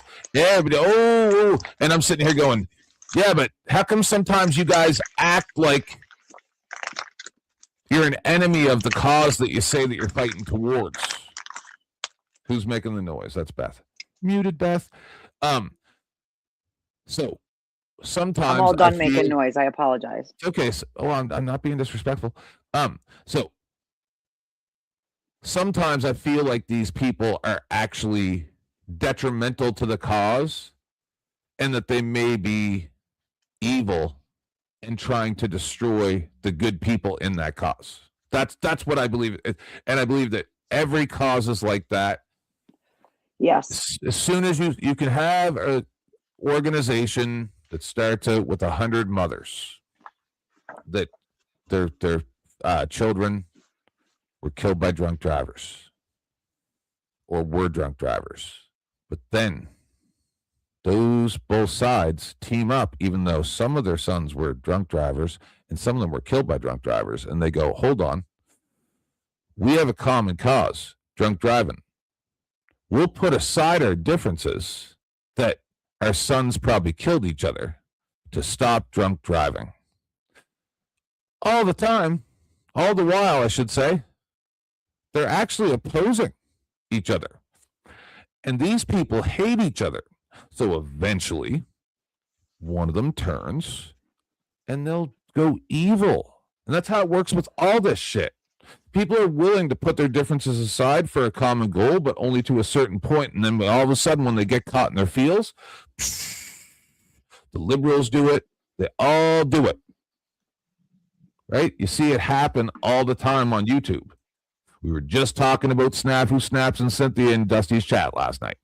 Now they hate each other, right? It's the same thing across the board. That don't happen to me because I don't give a fuck enough to get involved to the point where it matters. So anyway, that's 10th Man's rant. I don't care nothing about what you do with your religion, but when you start getting weird, then I got a problem with it. So let's watch this, because like this guy is telling me that, hey, actually not all Jewish people like Mr. Pinder here, and Beth knows people like this too, she says, that are not down with the Zionist agenda. And so I just played 3 pro videos over an hour and a half. Now we're going to do this. This is not anti-Jewish. This is just a Jewish guy talking to an Irish guy about Jewish stuff. Right? This is not anybody that hates anybody. These are just 2 dudes talking about shit like we are. So let's watch. It is a right? supremacist religion in that way. I mean, they refer to themselves as chosen people. And, you know, Zionism is really about racializing Judaism. So, yeah, I mean, that is a particularly malignant strain of what we're talking about. But no, it's absolutely an arrogant religion. We have special guests with us. Keaton Weiss from the Due Dissonance is here. You know him, you love him. He's our favorite guest host. Hi, Keaton. How are you?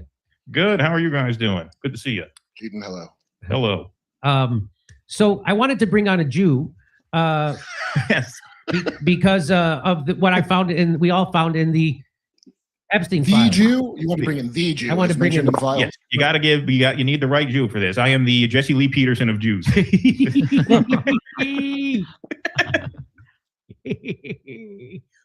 you tell me what is a woman? All right, here we go. So you love God? Do you love God? You love God? Do you love him? Do you love God? I love how he just keeps asking the same question over and over. Yeah, he's great. He's the best. He's kind of Scientology's you.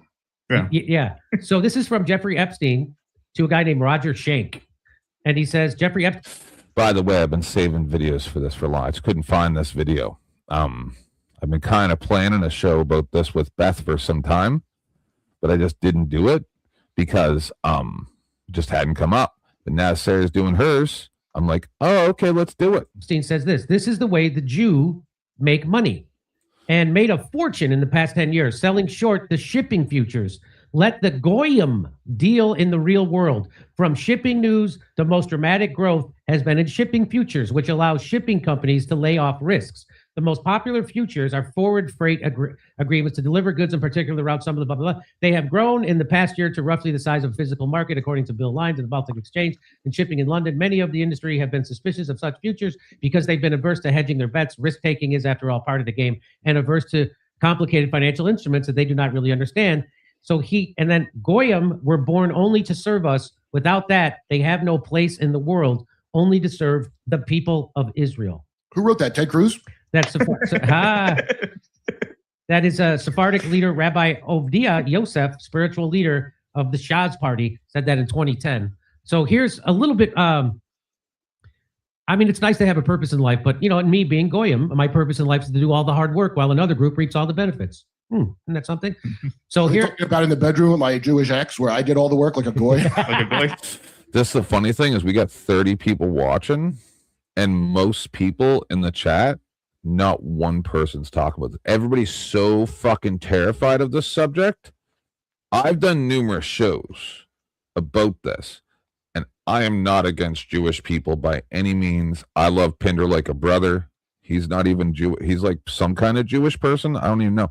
I can't keep track of all the different sects. Like it's like when a doctor, when you get all those different names. I thought a physiatrist was. I thought it said psychiatrist. I didn't know how to read that. Real quick, I think with my position on this, right? Essentially, if you're coming at Zionism from the religious standpoint, right? The religious basis, the biblical basis of what Zion is and the whole shit and shebang, it kind of renders the political Zionism obsolete or completely, nullified. So I think that's why I go to that. And from there, I would love to be able to investigate that. I know Steve wants to say something. Yeah, one thing real quick. My bloodline is Sephardic Jew, like that gentleman they were talking about. It's Sephardic Jew, but I am a Messianic Jew because I believe in Jesus as the Son I'm of a God. Messianic Jew as well. Sorry. I don't mean to be crass, Mr. Pinder, but I need to know the important thing.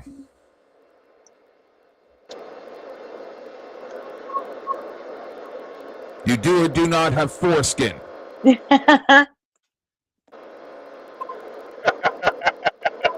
By the way, be careful. There's a lot of people who don't like Messianic Jews. Oh, you're that kind of Jew. I get it. I think Dusty said he is too. And both my children were both circumcised the 8 days after they were born. Yes. Yeah. Listen, I think it's horrible and a terrible nightmare of mutilation, but do what you do.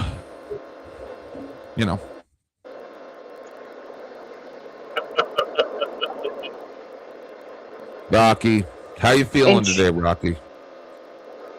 I feel good. Good. Do you think you can deal with the technical difficulties while Pinder's driving and on a microphone that sounds like he's on a spaceship? Yeah, I can handle it. All right. Go ahead, Beth. In true Jewish fashion, I'm making Chinese food. Blasphemer. So, that's Rocky, listen, this is the thing. I'm probably not going to make any money during this terrible nightmare of a show that I'm doing right now, but Sarah will. So maybe come if you have like anti-small hat sentiment, things like that, then maybe don't share that on Sarah's tonight, where she will be more apt to tolerate nonsense. Seeing as that is the I'm not anti-people, anti-Jews. Okay. I'm anti-false, lying, religious shit. Yes. Okay. I don't want to give away my position. Good idea. Right. So Yeah. In case I do show up there, you guys should all know what my position is, but maybe not, because I do throw a lot of shit out there. I throw a lot of shit out there. You throw a lot of shade, and it's hard to tell what is No shit. joking. I throw a lot of shit out there, almost like I don't want anybody to know what my position is. Oh, is it a smoke screen? No, I'm not smart enough for that. I don't even know how to read. All right, let's watch. So this is the Epstein files. We do a half-hour update. Epstein files having a lot of references to Goyim, which is anybody who's not something, like some type of like, is it Zionist? Jewish. Anyone who's not Jewish. But Pinder, as a Messianic Jew, does not believe that we're Goyim, I don't believe. Get it? Only some people go by that, but like Pinder would know. Go for it, Pinder. You do it. A You small hat explain on it for occasion. better. Go ahead, Pinder. Are you asking me to define the traditional meaning of Goyim or what they're doing with that word now? I want to Yeah, know. because it's different. No. I don't care. None of that stuff matters. What I want to know is the majority of people who say Goyim, like we're seeing in these emails, right? Yeah. They're referring to as if they are like World War II German people who are saying, we're the superior race, right? So like what type of people are saying that type of thing specifically? I would say Zionists. Like if somebody who doesn't know anything about this says, what type of people say that? I say Zionists. Am I wrong? No, you're right. I'm just asking Pinder. Okay, well, here's the crazy thing. Even the apostles at first considered the Goyim as not worthy of being amongst them. Right. Nah. But that's not what we're talking about. We're talking about now, right? No, now, Yeah. now it's going to be pick and choose. You can't group them all into one group. A lot of people believe they put themselves beneath the Jews. The actual Christian who is a Zionist today puts themselves as being lesser. Oh, I'm not. I'm grafted in. I'm a Christian. I'm grafted in. I'm the adopted child. Yes. I have not That's weird. heard someone reference being grafted in since before my mother died. My mom used to talk about that all the time. Even the words you guys are saying right now, like you guys, a lot of people might wonder why do I flip out sometimes and start screaming? Because the words you guys are saying to me are so antithetical to all the good things that I've learned from all of 50 years of history, which is actually thousands of years of history, everything that I've learned, all the positive things, all the things you guys are saying right now, like this grafted, blah, blah, blah, all evil. It's I'm not saying because you guys are evil. I'm saying, I know, I get that. Humans make things evil. I get Okay. that. Think of you like that. I don't think of people like that. I don't like doing it either, but the bottom line is that we wrestle not against flesh and blood, but against spirits and principalities of darkness, darkness and high wickedness in high places. I can't pull it all off my head right Sometimes now. I think being a Thank you, psychopath is actually a gift. Yeah, we're wrestling. It's a spiritual battle, sweetheart, and anyone is susceptible to it. Anyone. I don't have a spiritual battle. I know what is right and what's wrong. That doesn't mean that something can't knock you on your ass one day. Everything knocks me on my ass every day. Okay, well, The spiritual battle. Look at how they felt about the tax collectors. How they were so evil and beneath them. Matthew was treated that way. How can you go into his house? Jesus replied, because he invited me in. With his actions, he looked at me sideways, so I showed up and broke his knees in a book I wrote for fun. See, I'm the new Jesus, Pinder, and I don't play that shit. I'm I'm telling Matthew was a good guy. You understand? Matthew was one of the apostles. Hold on. and We were talking about me being Jesus. Hold on. Go ahead, Pinder. No one is, we're just telling you what the meaning of these words were, how these people were treated in the past. We're not trying to judge people. We're telling you what the facts were. This is how they were treated, and this is what they thought. Now, That's how they said they were treated. Hold on. Hold on. That's how they said they were treated. But that's not. Listen, everybody was called racist when they said that there were Jewish tunnels under New York City till they found them. Well, yeah, most conspiracies are conspiracies until they're proven right. I'm just saying, people were called racist for even talking about it. Yeah, of course. Yeah. So isn't that interesting that you get to throw that out there every single time you don't want shit looked into? Evil can exist anywhere, and that's the truth of it. But what we're trying to explain to you is that it's like it goes right back to that. No, you're not hearing me. So this is my problem. Maybe you guys don't understand. All right, so I'll try to clarify. So number one, I don't care about the history. Number one, I don't care about how people feel. Oh, or number that's two. what I was gonna say. Number three, anytime somebody goes and I go, hey, do you know that they just bombed that other place? That was a horrible thing. And they go, who? And I go, Iran. And then they go, oh, that must be horrible. And then I go, no, joking. It was Israel. Oh, they must have had a reason. That's my problem. Yeah. I don't. Oh, see, I don't agree. It must be I don't agree with that kind of rhetoric. But that's what I see constantly. Go ahead, Pinder. Yeah. See, this is the problem.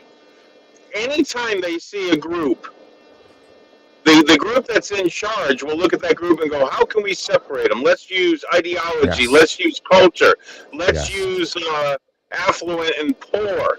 They're going to use everything they can to pit them against each other, because the last thing the people in power want is a group that agrees, that works together. Right. Now, look at what happened when they set their mind to do something and everybody spoke the same language. I got to pause. They decided to build a tower. I got to pause. So, Beth, see, that's one of your ego issues, is your vanity. You told me we're going to be watching food porn, you making egg rolls. But we're not watching you make egg rolls. We're watching your face and you eat food while you make egg rolls. You're right. I'll get my phone set up better for you. Leave it Hang like on. this. Leave it like this. It's better. But I'm still just saying. It's not my vanity. I just kind of balanced my phone where I could. Vanity. Pinder. Hang on. Well, you guys I'm want playing. I know. Let's see what I can That's why I'm laughing. This is why I'm laughing. You bastards. If you, No, if people you want to see. As long as we can still see your tits, it's good.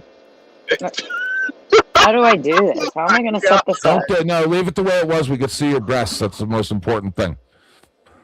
There we go. Okay, that's good. 49% coming out. That's good. That's good. That's good. Good, Pinder. Yeah, as long as we see breasts. Good. Breastises. I was told they're called breastises in America. Good. So getting back, I mean, God did the same thing when everybody was together and working towards building a tower. He's like, oh, if they're all together, this can't happen because I need, this is too early for them to know these things. Yeah. I need to separate them so we confuse their language. Okay, Do you want to know the secret? Yeah, internationalism is antichrist. No. You want to know the secret? Might give you an idea of what side I'm on. Nothing is true, everything is permitted.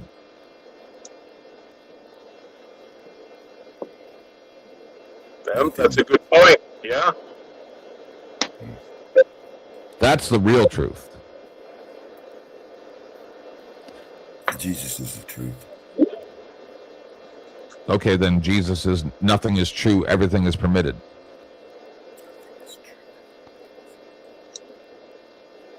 No. Yes. Yes. I don't know what that means. Right. That's what I'm saying. I was, as far as the grafted in, it says the scriptures. Yes. Yes. In the scriptures. Yes. 10th man got angry when you talked about that. Let's bring that up again. Go ahead, Rocky. I don't think you got to understand what it means. Jew or Gentile according to scripture. I know what it means. That there could be 18 different meetings. Oh my goodness. No, they actually specify. Explain it. I'm not smart. Go ahead, Rocky. I assume it means grafting in, like when you graft a plant 2 minutes in a family tree, right? If I could speak for 2 minutes. Beth. Okay. So I think Beth's protesting now. The chosen people, according to the scriptures, are those who believe in Christ. Those are the chosen people. It's Israel was those who believed in the God of Israel. So and during the time of Christ called out the fake Jews who they didn't even believe in Jesus. They rejected Jesus, their Messiah. And so the reason these people that call themselves Israel now is because they take claim to being the chosen seed of Abraham. But the seed of Abraham was Jesus. Jesus is the seed of Abraham. We're all one in Christ through Jesus. So if you believe in Jesus, you're not a Jew or a Gentile. You're in Christ. You're a new creature. And so these fake Israelites, they claim to be God's chosen people, and they push internationalism. Yep. Internationalism is antichrist. The Tower of Babel specifically divided the nations for a purpose so that there wouldn't be one government. And they want these fake, whatever you want to call them, they claim to be God's chosen so that you all have to worship them and they can have a international Jew world order. And the little small mustache guy, he was kind of anti that because he was a nationalist. He didn't. Okay, but Rocky, hold on, just because. So, would you agree that it's very possible that both sides are evil in almost all of these conflicts? Yes, God uses bad nations to discipline. Even, like Israel during 70 AD was conquered by Rome. Rome was no better. Look at Nebuchadnezzar. Okay, so the reason why I asked this question is because how come I got to listen to? I was trying. And this is not against anybody. I'm just bringing it. So Beth and other people say, "Hey, not all people in Israel agree," and then I got to listen to people in America say, "Hey, not all people in America agree," and then everybody gets to put responsibility for what their government's doing and go, "We're just prisoners here. Nothing we can do." Okay, then always admit that and stop acting as if we're not all in the same prison. And can we stop acting like prison gangs and actually work together instead of acting like a bunch of yahoos? How about we stop acting like Goyim? How about that? Is that possible? No, I'm just, is it possible for us to just stop acting like what these people are calling us? Is that possible? Yeah. I think so. That's what my drunk rant was a couple weeks ago. Specifically that is I'm just so sickened by that. Not everybody. Most people hold it together all the time, right? But comes to a certain point where I feel like I'm being judged sometimes at a sliding scale standard. Like I'm not dealing with a tremendous amount of bullshit from YouTube people. And then people are like, "Oh, well, why would you kick Joe Cool?" And then Jason coming up here going, "You're creepy." Okay, double tall, man. Don't ever come back to my show again. Don't text me. Like, I can't go with your drunken nonsense constantly. I can't function and respect you one day and know where the line is. Like, I can't. You come over and just say, "You're creepy." Like, say, "You said stuff to my wife I don't like," and I'll go, "You called her off camera," and we can actually have a discussion about that. We're just gonna I can't.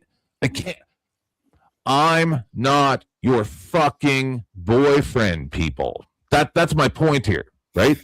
Is We're acting like prison gangs. We're doing all this weird fucking shit. Like somehow we affect each other's real lives. People take this shit way too seriously. I get it that I take it seriously because these people are taking it seriously. If you're going to act like this is a life and death situation, well, then I'll do, you know, I sent you guys a video earlier, remember? Or you guys don't look at the stuff I send you. I don't think anybody cares. You sent me a video earlier? I don't know. I sent Todd a video earlier. I'm going to show you guys something. Yeah, remember you sent him to me and then I sent him to Beth? I was busy all day. Okay, hold on. Until we got it. talking. I'll find it. Yeah, it was right before we talked earlier. Not that. We're called out of the world system and we're supposed to live in the world, but not of the world. Oh, yeah? And that's, you know, so you can separate yourself from the system if you want to. Just got to know how. And got it. You know. So when you guys see something, this is why I said work you with guys. you. I work with you. This is I'm what not against you. I'm not against anybody on the panel. Rocky. I have my views, and I just like to Calm down, Rocky. I'm trying to show you something. It's important. All right. So this is what I've been trying to tell everybody, and this is how I operate: is if you want to be abusive, what I see as abusive, which is what I'm about to show you, then we play that game, right? Because I remember what being abused as a child was like, and now I like it. It's like, yeah, let's see who can abuse each other more.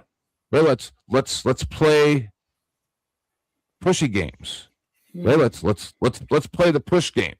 And you push me, I'll push you. You push me, I'll push you. We'll keep pushing harder and harder, and then someone will get hurt eventually, and then whatever happens happens. So, but this is the point. It's very short. Watch this. Pushing someone to their breaking point and then shaming them for breaking is emotional abuse, not an accident. It is a tactic. They provoke you, hurt you, and push you until you react. Then they flip the blame and play the victim. That is manipulation, not misunderstanding. Pushing someone. What do you think? Yeah, that's true. Right. That's what the. Isn't that what's going on in the world? In every aspect? But maybe the prisoners in the prison should stop acting like that and start actually working together instead of just acting like we're all like crabs in a bucket.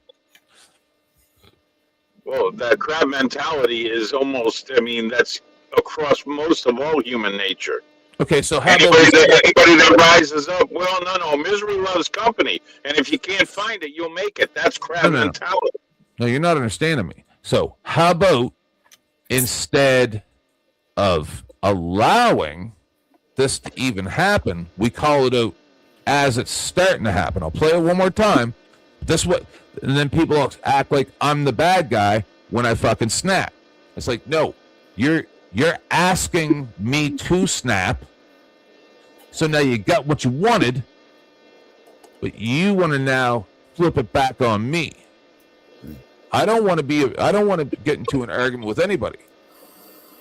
But if you're going to keep pushing, over talking, being disrespectful, then you got what you wanted. But then, of course, the person then it's, you just got your feelings. You can't control your emotions. No, you got what you wanted. You're the abusive one here, not me. You asked for this. Well, in that I agree with you completely. I just want to play it one last time. It's like 15 seconds. Pushing someone to their breaking point and then shaming them for breaking is emotional abuse, not an accident. It is a tactic. They provoke you, hurt you, and push you until you react. Then they flip the blame and play the victim. That is manipulation, not misunderstanding.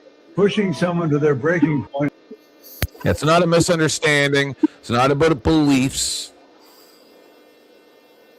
Yeah, I hear you. Well, everybody wants to be the victim. Isn't that right? Look at the people that go after cops until a cop breaks and does something stupid, and they go, look at me. Do you think I'm a victim? Do you think I'm a victim? No, you don't act like it. No, I'm a warrior. No, you friggin' you attack back and you move on. You don't No, I'm saying in real life or on the internet, I'm a warrior.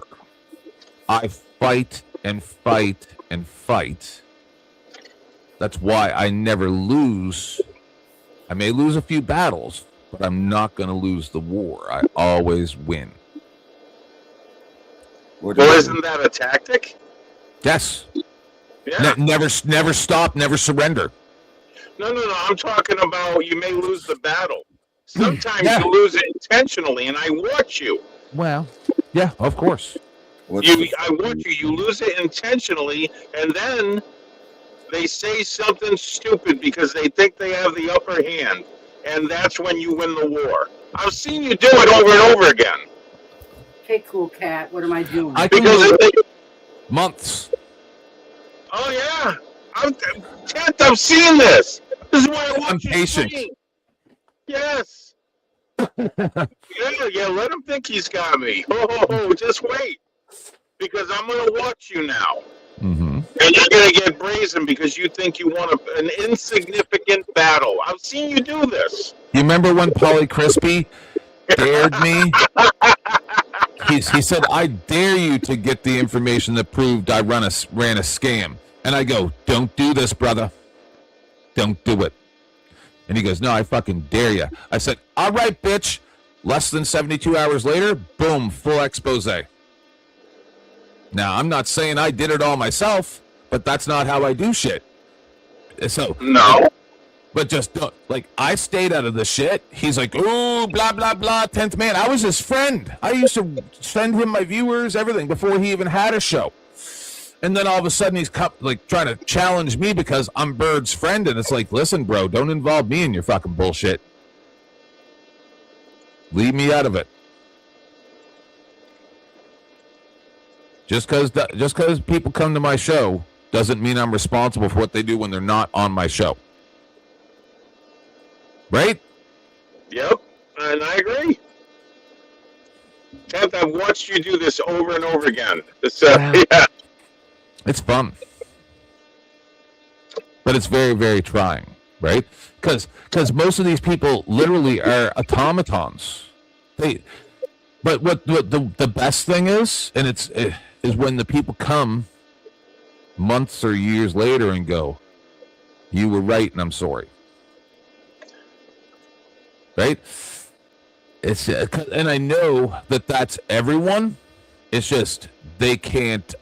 Like, you watch Radical Coder, who you don't know, but everybody else does. He's this like libtard guy who's like pro-trans, and he's not even gay or trans or anything. And he's like the studies and fucking blah blah blah and all this nonsense, right? And I obliterated him and a whole bunch of other people on that nonsense. But besides that, now he got a girlfriend, so he's gone, right? And he's got a girlfriend now. You watch.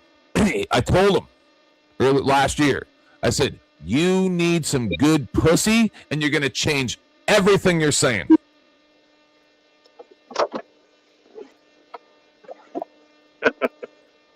And you watch. He got some good pussy now, because he's got a rich daddy who works for like Nissan or something. I'm a dick. I'm still mad at him, so I'll talk his shit that he fucking talks about online.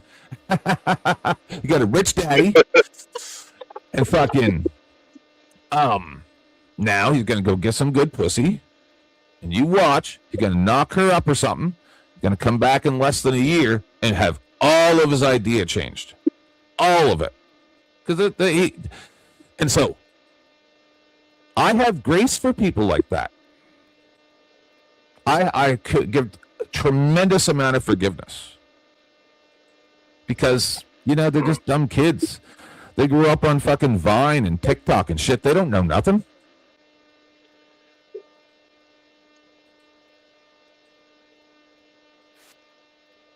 Continue the video? Yeah, I'm just sitting here nodding my head, agreeing with you, just so you know. We all figured shit out. We went out and we were friends about this shit. And we learned what was correct and what wasn't correct. But these people get to shut out the algorithm. With the algorithm, they get to shut out the dissenting voices. So now they believe they're right because they have a huge group of people behind them saying, yeah, we're all right.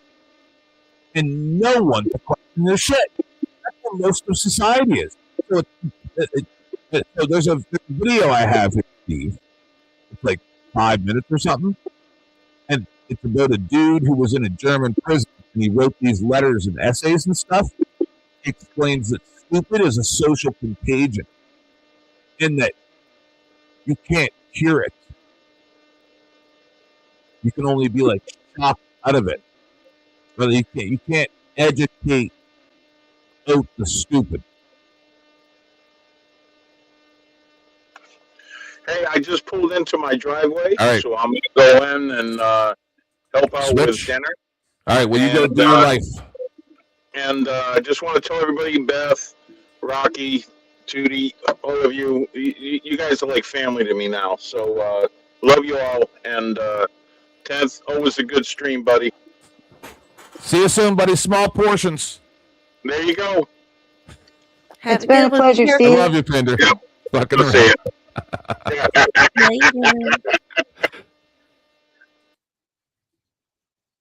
No, Pinder's a good guy. Like you said, we began as enemies.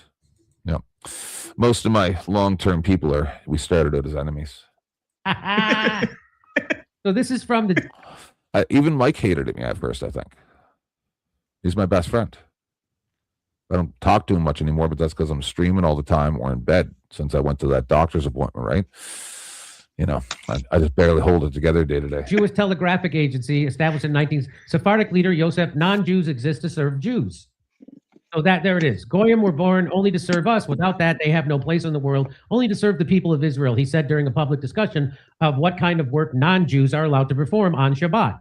Why are Gentiles needed? They will work, they will plow, they will reap. We will sit like an effendi and eat, he said to some laughter. Yosef, the spiritual leader of the Shas party and the former chief Sephardic rabbi of Israel, also said that the lives of non-Jews are protected in order to prevent financial loss to Jews. Based. So, shout out to Yosef, by the way. Why do I get the feeling that these guys not only didn't have anything to do with the building of the pyramids, but they probably brought contractors in and didn't pay them at the end of the job? Why? Yeah, I've long said Mexicans built the pyramids. Illegal. Venezuelans. Trinidad, probably. So Peter, this guy Petre says, just replace Goyim with Untermenschen, and it's impossible to distinguish Zionist ideology from Himmler's comments on the master Aryan race and the justified enslavement of all the subhumans. What kind of idiot says this comparison is illegal hate speech? All Zionists, whether ideological or transactional. And I am afraid to say also significant numbers of anti-Zionist. This hate speech stuff has to stop. And anytime that type of legislation is proposed by any government representatives, they should be they should get capital punishment, because all it is lies to cover up your crimes. Every single time, as far as I'm concerned, anytime from this point forward, anytime any racism stuff comes up or anything like that, you're just trying to cover up crimes by using that. I'm done with it. I'm done with the whole thing. Yeah, I'm against racism too. So no, my theory is that there's only one race, the human race. Rocky, so I'm trying to draw a comparison. So the other day, I pointed out, I think it was to Joe during the stop sign argument, that maybe if we didn't have such stupid idiots breaking stupid laws all the time and causing problems, damage to property, all this stuff, then we wouldn't need so many cops and there wouldn't be so many bad cops. It's true. Right? Like, let's stop looking at things. Let's start looking at things. I've been saying that in their entirety. But let's look at the entire. I don't break the law, yet I was harassed by the police for not having my registration signed. Right? So if there weren't other people out there doing stupid stuff to make there be a bunch of police on the road, like not having even a registration at all, then I wouldn't have the problem I had. Get it? because there wouldn't be so many cops with nothing to do when there's nobody breaking the law. Yeah. So I can't listen. But I'm just saying, either way, whether it's racism or that, I can't listen to it. I can't listen to you not taking accountability for the both causes of the problem. Go ahead. Sorry, Rocky. I forgot what I was going to say, but oh yeah, what I was going to say is, if you live by the scriptures, you don't need cops because you're doing good shit. You know, don't steal from your neighbor. Don't envy your stuff. All these are good rules. There's a lot of bad ones. And if you live by them, you don't need cops. But Rocky, right there's the problem. Nobody lives by them. What about the bad ones? But what about the bad parts? No. If you Stop. want to change yourself. Don't change. Don't be a cognitive dissident. Don't be a cognitive dissident. What about the bad parts of the Bible, Rocky? I don't want to talk about individual parts. We're just talking about generalizations. Yeah, the scriptures are real. It's real life. It's not a fairy tale. There's bad things that happen in the world, and it's just a realization of the truth. Mm-hmm. That there's bad things in the world, and you know. I'm saying, what about the bad parts? That say there's a special race of people. There never was a special race of people. There's only one race, the human race. Yep. And in the 1700s, they came up with this theory. Mm-hmm. They were all like evolved. Well, was it an out of Africa theory? Evolved more than others. That's Darwinism. Yeah. And they claim that it's the name of the book is Evolution. Read the whole title of the book. It says there's pause. I got to do the Netflix 30-minute update. We're not affiliated with Netflix. I can't keep saying that. It just that was a rule that Netflix has. So every 30 minutes you're supposed to. So we're doing a pre-show for Sarah's. Sarah's show is at 9:15 Eastern Standard Time. Oh, for Raging Tomato? Yes, in an hour and 40 minutes. And what's the topic she gonna have? Zionism is akin to Satanism, essentially, something like that. She's true. That's true. Well, it's a guy that she's having on her panel. Oh, well, that guy's gonna be right. I'm gonna be on his side, I think. You'll be surprised where I am. Probably, maybe not, because but I have reasons. No one's going to like my reasons. Revelations 3 something. Yeah, said, wow. You who call yourself Jesus is leader of a death cult. We're not doing that right now. You and I can have the So I said like an hour and it's an hour 47 minutes. You and I can have that discussion another time, and then Beth can be there to referee.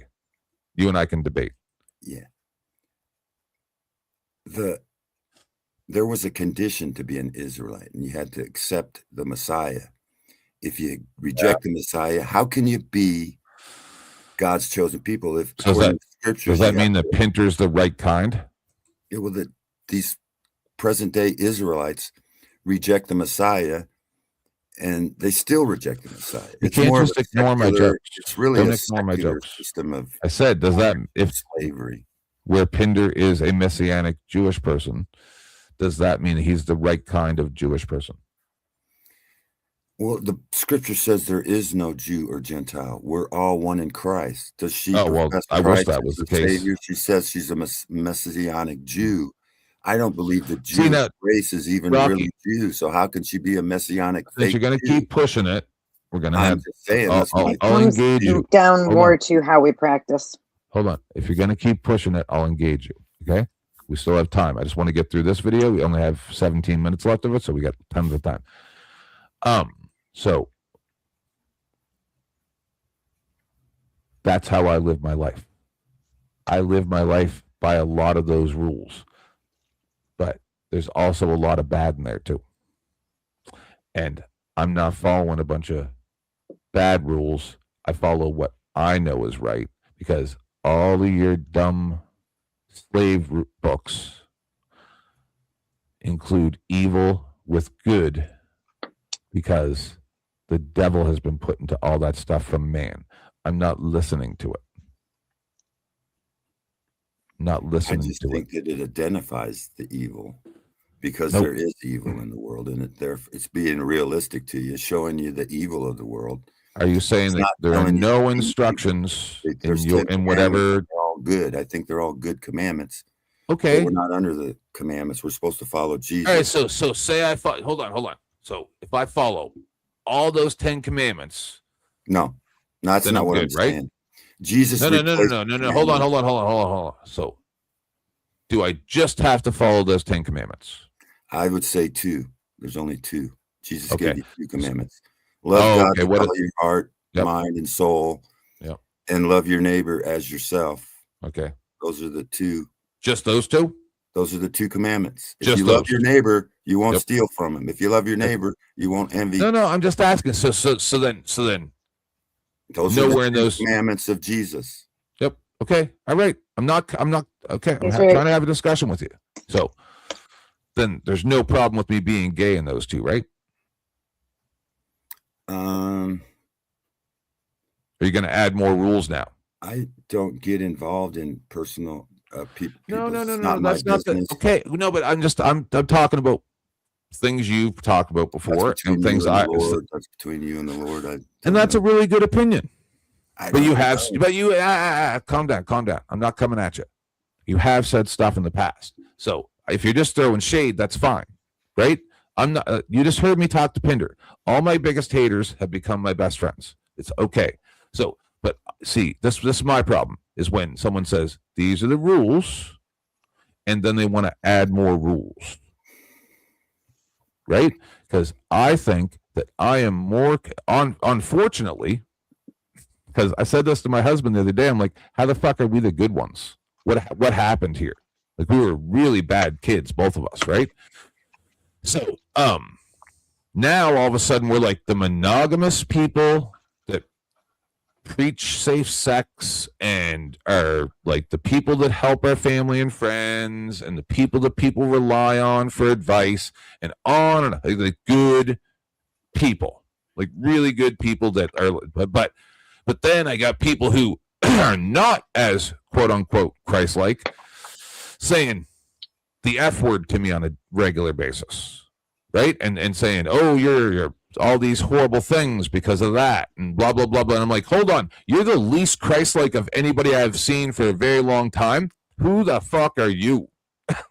I bet you I've been to church more times in my life than any of these people, and they're going to tell me what I am. It's fucking weird. And they're Americans. See, I'm Canadian. So, like, I'm from Irish descent and all that stuff. So, my families don't believe in this weird ass shit that a lot of Americans, like racism and all this shit, like, we eradicate that shit. Because, like, my families came from real bad shit. Really, really, really bad shit. So, we understand what it's like to be oppressed. So to have like with Joe Cool and all these people saying, oh, well, there's racism where I'm from. 25 years ago, there wasn't. We lost Rocky. He's probably eating. No, Anybody else? Oh, I'm still here. Yeah. So any response? Oh.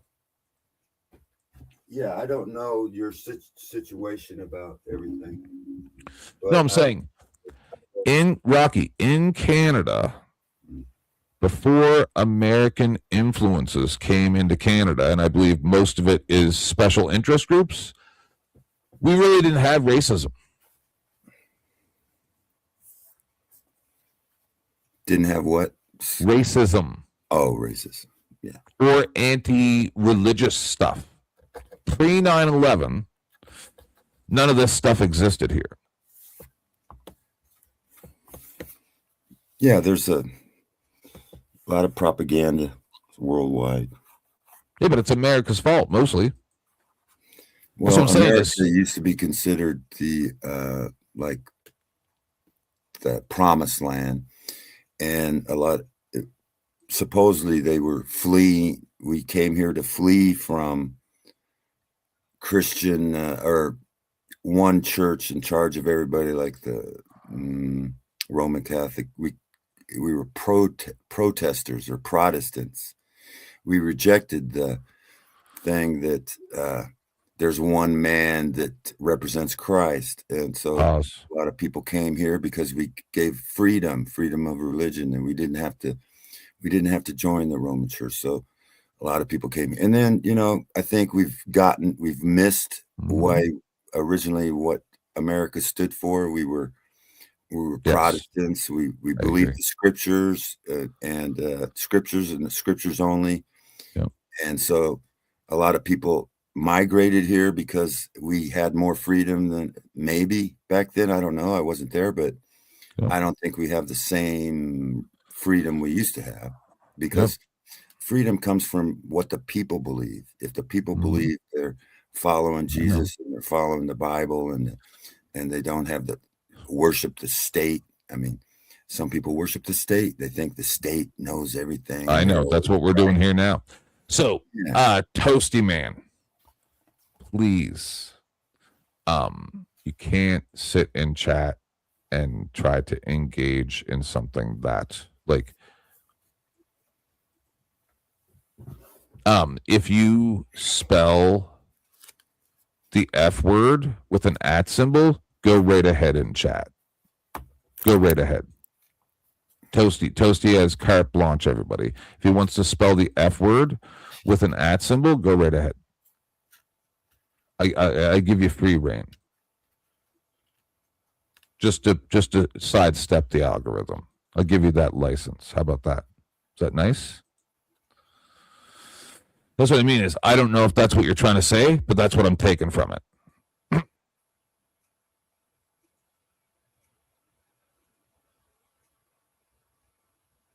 Toasty's usually a pretty good guy.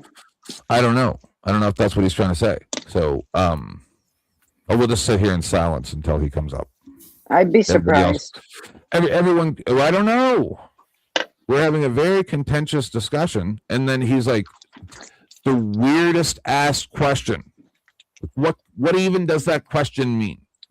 What are you? Is there something on the panel that I'm talking about kleptomania or something to that effect? Are you talking about Zionists kleptomaniacing Israel? What is the discussion? I don't know what you're talking about. And then people saying, "Oh, does he check chat?"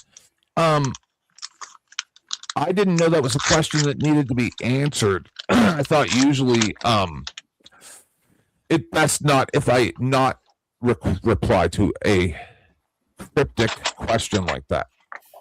I don't know.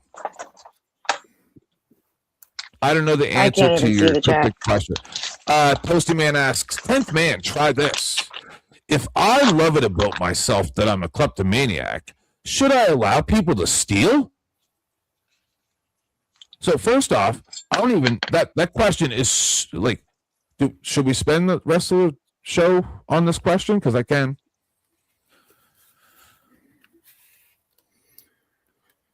What's the question again? You decipher it. You decipher this madness. I don't know. Look at it on the screen. It's on the screen. 10th man, try this. If I love it about myself that I am a kleptomaniac, should I? He's saying that if there's something about himself that's evil that he loves, despite it being evil, should he allow people to do the same? Or, like that, and it has to be something that hurt. It looks, like stealing is something that clearly there's like a victim with that. I'm assuming he's talking about butt sex. By the context of the discussion, I don't know. I don't know, but that has nothing to do with butt sex. Kleptomania is stealing. It's compulsive stealing, like compulsive lying. Okay, but what? I don't see where butt sex comes into that at all. I blame NPC for this one. Where is he? I'm banning him.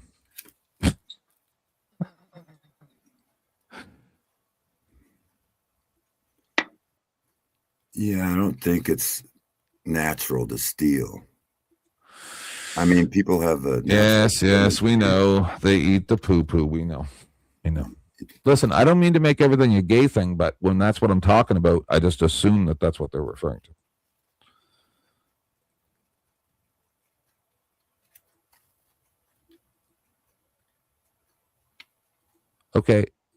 Okay.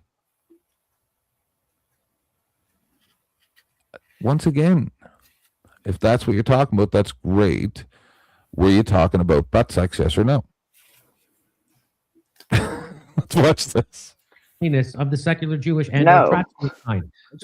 So let me. What is it, Keaton? Can you shed any light on this? Is this the way just Zionists think, or is there a certain sect inside Zionists that thinks this way? Is it why people refer to the Jews as the Jews this way? Because I know the Jews don't, as far as I know, don't think this way. You and Russ don't think this way, right? I don't like saying the Jews.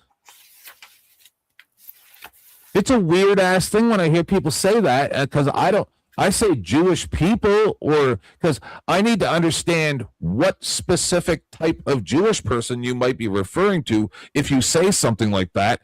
Just like if you say the whites, okay? What do you mean? I don't know what you mean.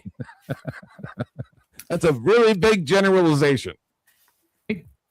Right. Well, there's a spectrum. Like in my experience, there's like a spectrum of it. Yeah. So, I grew up, the Jewish half of my family, which is really the only half that I spent much time with, since my mother is Maltese Catholic, but most of her extended family lives in Malta. I've not met most of them.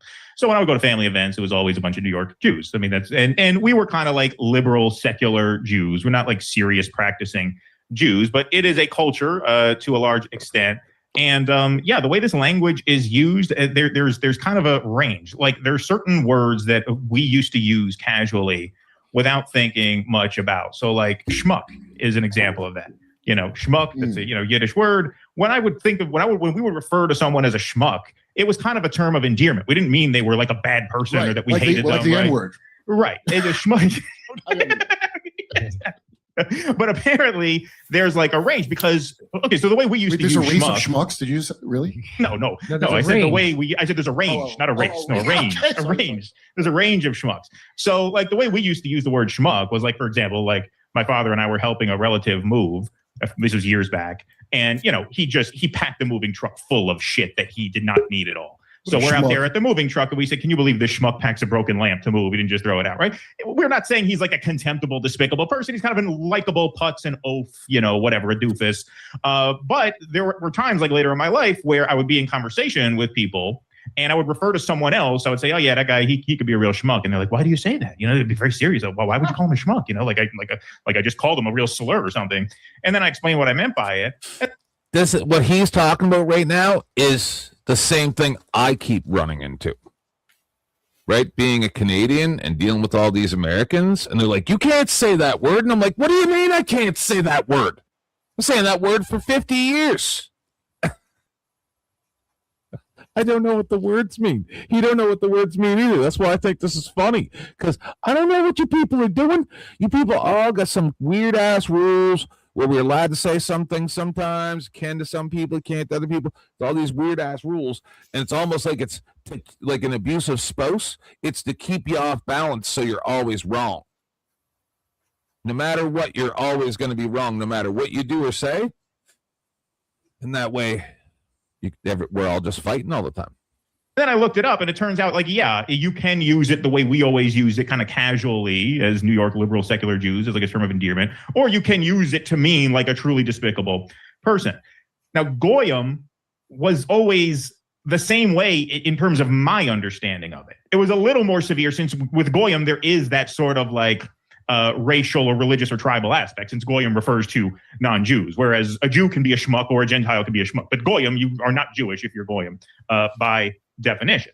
And so, we would refer to the Goyim. Yeah, it is like a term of ridicule, but we never thought of it as like a particularly vicious or mean-spirited term. We would mean it as sort of a joke. Like one of the phrases we would say about non-Jews, we would say, okay, this guy has a goyish cup. Goyish cup meaning a Gentile mind, cup meaning, head or brain. So a guy with a goyish cup, like if we were meeting people for dinner in New York City and they were not Jewish, and they paid to park the car across the street from the restaurant, we would say, oh, look at this guy with the goyish cup paying $30 to park. Even if it was a Schwartz? Meaning, he's got an inferior mind. Look at this goyish cup paying to park. he doesn't have the brains to do what we Jews do, which is drive around the city for 45 minutes, seething in anger, having a heart attack, and then parking 15 minutes in the restaurant and having to walk a half an hour in the rain to get to the place. That's what a savvy Jewish mind would think to do. And look at this Goyish cup parking right across the street. So yeah, I mean, that is a little bit more tinged, right? Like there is obviously a little more hostility there since it's like a tribal speak. But I didn't realize how offensive it was to non-Jews to call them Goyim until I started like interacting with people, basically until this whole, I should say, set of revelations. This whole Mishigash? Which is that, until this whole Mishigash came to light, where it turns out we kind of are ruled by, a cabal of illiterate Jewish pedophiles. And so I could see how, it doesn't really hit, it does kind of come off as nastier than I didn't say it. Intended. But yeah, like growing up, like we would use these words, not really mindful of how they are received. Schmuck is the milder version of that. Goyim is the more severe version of that. Like the first time it actually really occurred to me that something must be up with the word Goyim. There must be more to the word Goyim than I'm picking up on. There's an episode of Curb Your Enthusiasm where Larry David is trying to get accepted into this like waspy country club. And Susie, Jeff's wife, says, they're never going to let you in with that big Jew face of yours. They can see you coming a mile away. And Larry says, why are you saying I have a Jew face? He says, your face is much Jewier than mine. He says, my face is much more Gentile-y than yours. That's what he says. Yeah. And that kind of like, I'm thinking, okay, maybe there is something to the word goy that's offensive because Jews would not say that. A Jew would say, I have much more of a goy face than you. They wouldn't say I have a more Gentile-y face than you. If Jews were talking about that, they say, no, I have a goy face. They wouldn't say they have a Gentile-y face. So that's when it first kind of occurred to me, maybe Gentile is more offensive. Maybe goy is more offensive than a word like schmuck. Like maybe that is received as a slur. And now, given the fact, given that we are living in a time that is so obviously dominated by Jewish supremacy, I understand now how people could be, taking offense. What's up, man? What's up, brother? I'm doing a pre-show for Sarah since you mentioned it so many times, and I'm like, I wasn't even going to go live, and the girls and I were offline because we were talking about something. Production wise, and I got a lot of irons in the fire. It's too much actually. And then I was like, why don't I go live and we'll do a little bit of this? We're not really having the discussion, even though I have doing research, if you understand me, right? Very good. Yeah. Hi, Clay. Hey, I did get your message. I'm looking forward. Oh, was that Tootie? That's me. That's the Tootie. Hey, Tootie.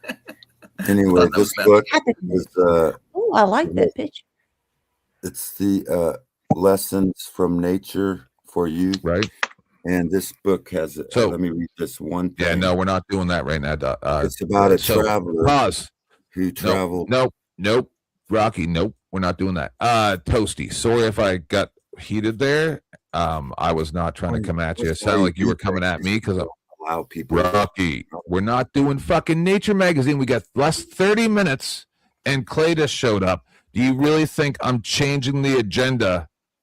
Did you donate to me? Are you taking extra privileges because you donated or something? Judge everybody by. Okay, so you're gonna judge all Jews because I'll go check my donations because he must have donated, or else I have to kick him. I had no way. 10th. He donated to me the other day. I'm not trying to change the subject. The fuck was I just gonna say? I don't know. Rocky's being annoying. I know. Rocky, you threw off. I was trying to ask 10th something, and now fucking the incessant woman prattle has fucking made me forget. I'll give Rocky 2 minutes for you to think about it. Go ahead, Rocky. I don't mean to be disrespectful, but it seems like you're going off topic. So go ahead. You got 2 minutes. This is on topic. This is on topic. 2 minutes. 2 minutes. You're wasting your time. Go ahead. The traveler. The many should not. Okay, the many should not be condemned for the errors of the few. The Americans say, Walton, are a gentle and civil people. Should a traveler meet some disgraceful scene, he ought not to, on his return home, to deduce a solitary instance or two as the custom of a country. In roving through the wild of Geneva, I have sometimes seen a tree hollowed at heart, shattered and leafless, but I did not on the account condemn its virtuous neighbors and say that the woods were bad. On the contrary, I made allowances. A No. thunderstorm. Give them 2 a minutes. whirlwind, You're reading right? that somewhere. And in Oh, leaving my the back chorus, hurts. I'm half done. In leaving the forest, I carried away the impression that though some few of the trees were defective, the rest were an ornament to the wilds, full of useful and virtue and capable of benefiting the world in a superior degree. I don't like those children. I don't like that school. I don't like the people that village or town. And why not? Oh, it is because of one or two you think disagreeable, and so you condemn all of them, about whom you may, notwithstanding, be wrong. How unfairly, how unjust, then, do you judge? Besides, among those you do not know are many with whom you would be delighted and who would be glad to make you happy. Far better is it to think kindly of all than harshly of anyone. When a little girl was asked, how is it that everybody loves you? She replied, I don't know, except it is because I love everybody. Nice. So yeah. While you were doing that, the glass bowl on my pipe snapped. So that's giving me a omen that you're annoying. Maybe you shouldn't smoke weed or something. No, it's just that you're annoying. I don't know why that was any. I mean, I was listening to you, but I mean, okay. So yeah, one time I went down to the road and took a piss in the river.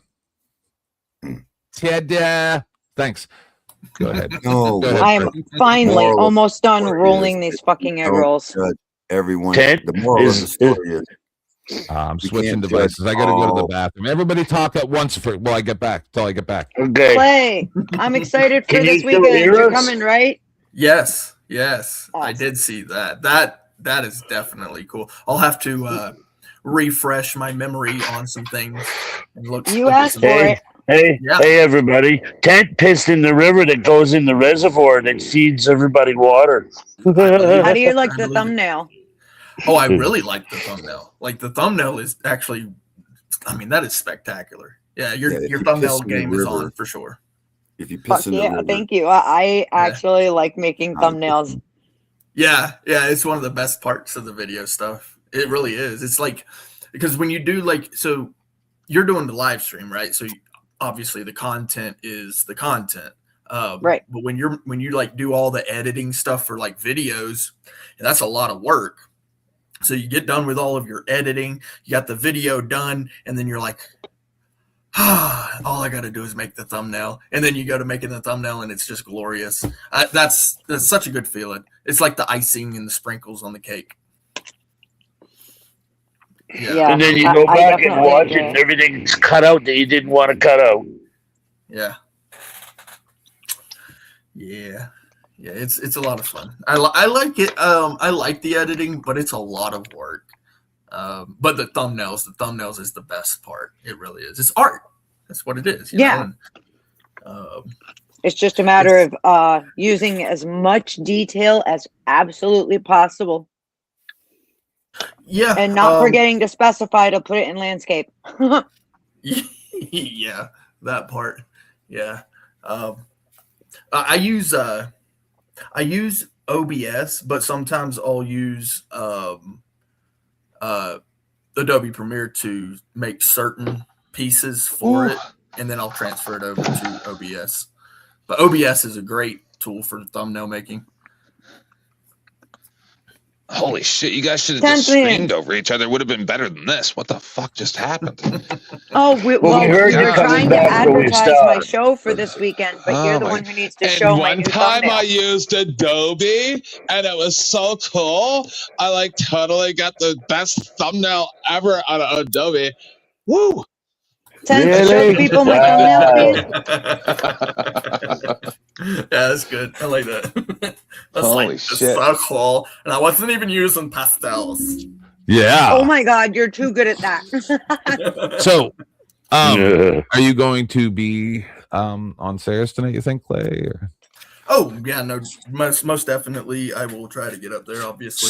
So I just want to ask you a random question for this is for everybody on the panel, because I don't even care if we get through the rest of this video. We got through what I cared about, which is about me, which is this fella is way younger than me, right? Like this guy's probably young as clay, younger probably, right? Like he looks like he got baby, looks like a baby. He's probably in his late 20s, early 30s, right? Yeah. So he's describing how he grew up in New York. He's Jewish, of course. You know, you can tell by listening to him, right? Gotcha. He grew up in a Jewish family, or at least partially, and he's saying like, I didn't know goyim was bad. I didn't know schmutz was bad. I mean, these are just words that they didn't seem bad. And the same thing I keep running into with these Americans, where they're like, you can't say that word for Mexicans. And I'm like, what do you mean? There was a bill. That's what I try to tell people. I'm like, and they're like, you know what that means? It's like, what do you mean? There was a thing called Project Wetback.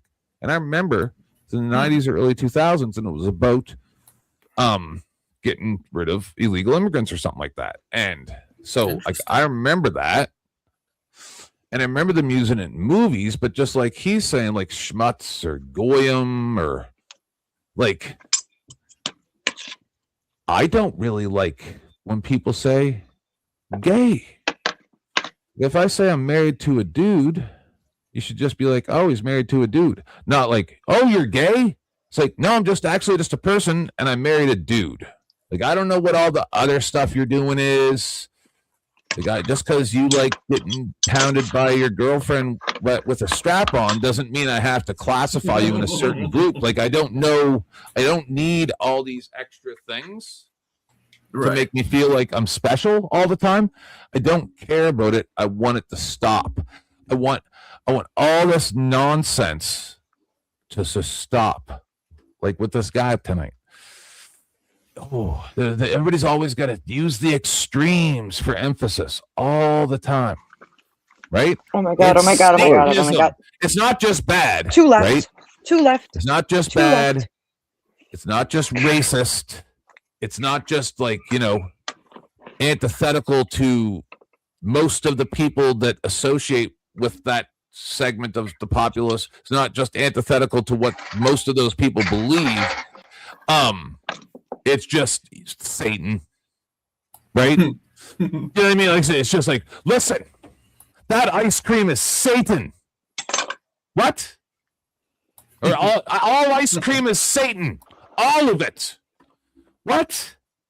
Like, you don't think that there's dudes out there like this guy that just doesn't know any different than what he knows? That is very correct. Yes, exactly. It's ignorance, and it's blissful ignorance. It's not intentional. Right. Right. Yes. If they're taught, I need it to stop. If they're taught and raised that way, well, that's the way they end up. Well, it's kind of almost heritage at that point. Okay, but your heritage can be wrong. Just because you are descendant from Aztecs doesn't mean you get to do baby sacrifices. Right? Like I can't listen to it anymore. Right? I can't. So what makes the Aztecs' beliefs less valid than any other religion or anything in society today? Just because they're dead? Because they had child sacrifice. No, I'm asking, like, which still continues. Where are the rules? We make them up as we go. Oh, you mean there are no rules and everything's permitted? So you're making things up as you go, Brett? Aren't we all? Yeah, actually, I do that too. I absolutely 100% do that. I make them all up as I go. There's new information coming in, and I accept what is good, and I leave out what is bad, and I make my decisions based upon that information. 17 minutes. I knew this. It's nature. Oh no! It's an hour and 17 minutes for hour and 17 minutes for Sarah. Sorry, I'm sitting here going. I always get mixed up with the time zones. And it did just turn over. So shit. Yeah, Like that last everything's all fucked up. Yeah. Hey, there's this Okay, there's this archaeologist I knew, right? You know what he used to say? His motto was, I'm 85% of the time truthful, but the other 15% is just made up bullshit. Yeah, because that's what we have to do. There's no way we don't know shit. Yeah. Right? You see that ball lightning shit I've been showing? That now that people have cameras, and even old people have cameras, and it doesn't happen in the cities because those are giant, like, grounded things, right? But now they're catching all this ball lightning. And I'm done. I showed it the other day, right? And people thought that was like magic a couple of years ago. Man, most of this stuff has explanations. Do you guys really believe in motherfucking ghosts, like on The Haunting and shit? To fucking go around their ethereal and fucking moving fucking chairs and shit? Come on, brother. These are shit. I saw the motherfucking Easter Bunny. So you got people that are confused about reality in the first place, that see things that they don't understand, and then they just go, I'm special somehow. I got a revelation from God. That's why I say Jesus writes all my jokes. Because they didn't see the fishing line move in the chair. Sorry. You're right. Fucking lights are in my eyes. Yes. And everybody wants to be the Uber victim. And that's where the problem comes in. Yep. Right? And that's why, listen,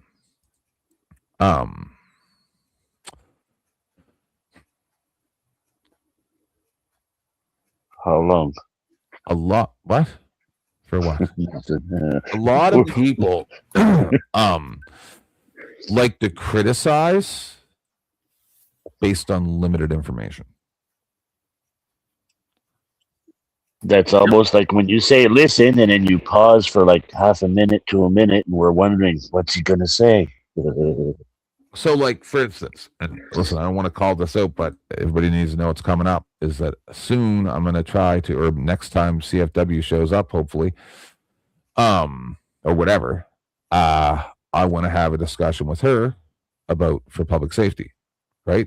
Because now she's come here and we've discussed about, remember, I think you were here about the joint or whatever, right? And now Chris we were just talking to him on Dusty's last night. Right. I think it was Dusty's. Yeah, it was Dusty's. And someone brought it up. And he's like, no, I beat that case because that was not me. Right. And that's what I thought was the case. But some people out there still believe that was him. And he was lying. Excuse me, 10th. Yes. I gotta thank Mr. Tom Carpenter again. Oh, you definitely made me smile. I'm so sorry for the delay. I just Good job, rolled Mrs. Future Carpenter. so many fucking egg rolls. It's ridiculous. Now I've just got to fry them all up. But I apologize for missing your dono till now. Hello to my chat. Sorry I've not been engaging. You know, I'm making my son's favorite food. So you have been engaging. Oh my God. not with my chat, not with people trying to talk to me on my chat. So I've been I'm saying putting their hello, and I chat up apologize. and addressing some of them. Thank you. Thank you. I appreciate it. But Tom Carpenter, man, I really appreciate you. You do a lot for my son and I. Thank you, sir. That's why I'm mad at NPC the game for being like, doesn't 10th read is right? Say It's what? like, bro, you don't want me addressing chat some weird ass cryptic fucking questions. Shut up, NPC. You don't know how shit works. Oh, it's so nice to sit down for a You couple gonna play minutes. I'm video so for sorry I that dono, interrupted. Ted? I really am. But No, you're not. You like Stop an egg lying. roll? You like an egg roll? Oh no. oh, You I gonna make play video for that dono? See, you and I are on the same page, Clay. So I'm wondering if you say it with the accent that the people that make it say, is that racist? Because I don't think it is. So it's like You're when you weirdo. walk around with the Mexican thing and you talk to the Mexican people and they're like, "That's awesome, dude. You look exactly like the exact rest of my culture. That is wonderful." And You then look go just up to like my Karen, cousin. You go up to Karen and they go, "That's disgusting. You're despicable." And you're like, yeah, it's the perpetual victimhood. Yeah, and like it's all about intent. So if it's a joke, right? If you're doing the comedian bit, right? If you're going up on stage and you're actually being a comedian, right? And you're doing it, then they want to laugh. But as soon as you go out into the street and you're just a normal guy doing the bit, and then they want to go, oh, I'm a victim now. I'm sorry. I only heard half of what you said because of how pretty this lady is. Yeah. Very good. Gypsy? Yeah, she is. Yeah. She's very pretty. We have some very pretty ladies in these chats. Hello, Brick's future ex-wife. Indeed. Do that again. Might as well. For that, it's worth it. She is pretty. Imagine showing up at restaurants and stuff with her on your arm. Ooh, everybody be looking. Talk of the beautiful, town. long blonde hair and everything. And the other stuff she has. They'd be looking at her saying, what the heck is she doing with that guy? So, little future reference for all straight dudes out there. What you just saw me do is how you hit on a woman properly. You say, oh my goodness, look how pretty she is. And look at that beautiful blonde hair and the other things she has. And you don't mention them individually. And by the way, thank you, Judy, for also interacting with my chat while I was busy making food. I appreciate it. Only the gay dude gets to talk about their tits. If you do it, it's creepy. Just FYI. Right? Because they know that I even though I'm only 51% gay, that I'm completely joking. I'm monogamous. It's funny. It's for the joke. Yeah. Okay. All right. Oh my goodness. I mean, I enjoy titties. Would you be interested in being a surrogate? Surrogate mother? No. I'm I am totally for having a kid. I'm making it the old-fashioned way. So who's the dad? 49%'s kicking in. No, I want to do it the old-fashioned way. Yeah, but who's going to get you or him? Both. We'll just both. Yeah. Say, hey, I think he looks more like you. I think yours. It would be if they had those. What are they called? Oxymorphic twins or whatever I talked about before, where they're twins by two different fathers. Hetero-paternal. There you go. No, there's more to it though. Two dads. Oh. Yeah. Twins with different Wouldn't fathers. that be cool? Sure, if it would happen. We could try. And have fun trying.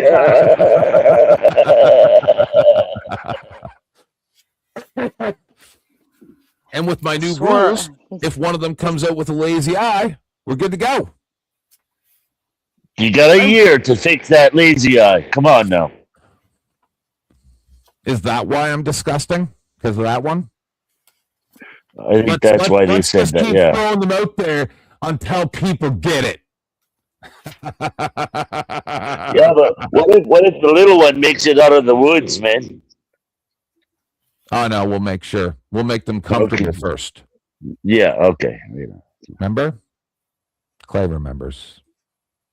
We all Pepperidge Farm remembers. Just no. What do you mean? Clay remembers? Did he go through that? The word goyim, and certainly the way Jeffrey Epstein uses the word goyim, the way it's 30-minute update. Are you aware of what we're doing here right now? So this is the multiple references and outright saying anybody who's not Jewish are literally our livestock. They're goyim, and we'll use them how we want. And they literally manipulated shipping in a way to cause problems for the rest of the world back in 2010, and they just said, whatever, they can pay the price for it. Gotcha. 10-4. Get it? Right. So that's what we're doing. And now this guy's explaining his journey like I've done over the past 6 years on YouTube that he's had in his life, learning that, oh shit, 75% of what I learned was lies. used in these files. Yeah, I mean, I could see If people it's any being put off by that. consolation to Gentiles, These people worship Baal and they hate Jews just as much. It's like how Aleister Crowley didn't like Christians, even though he's Christian growing up. Right. So that's why they're using it. My Jehovah's Witnesses, I would call both of you worldly. That's our out-group word.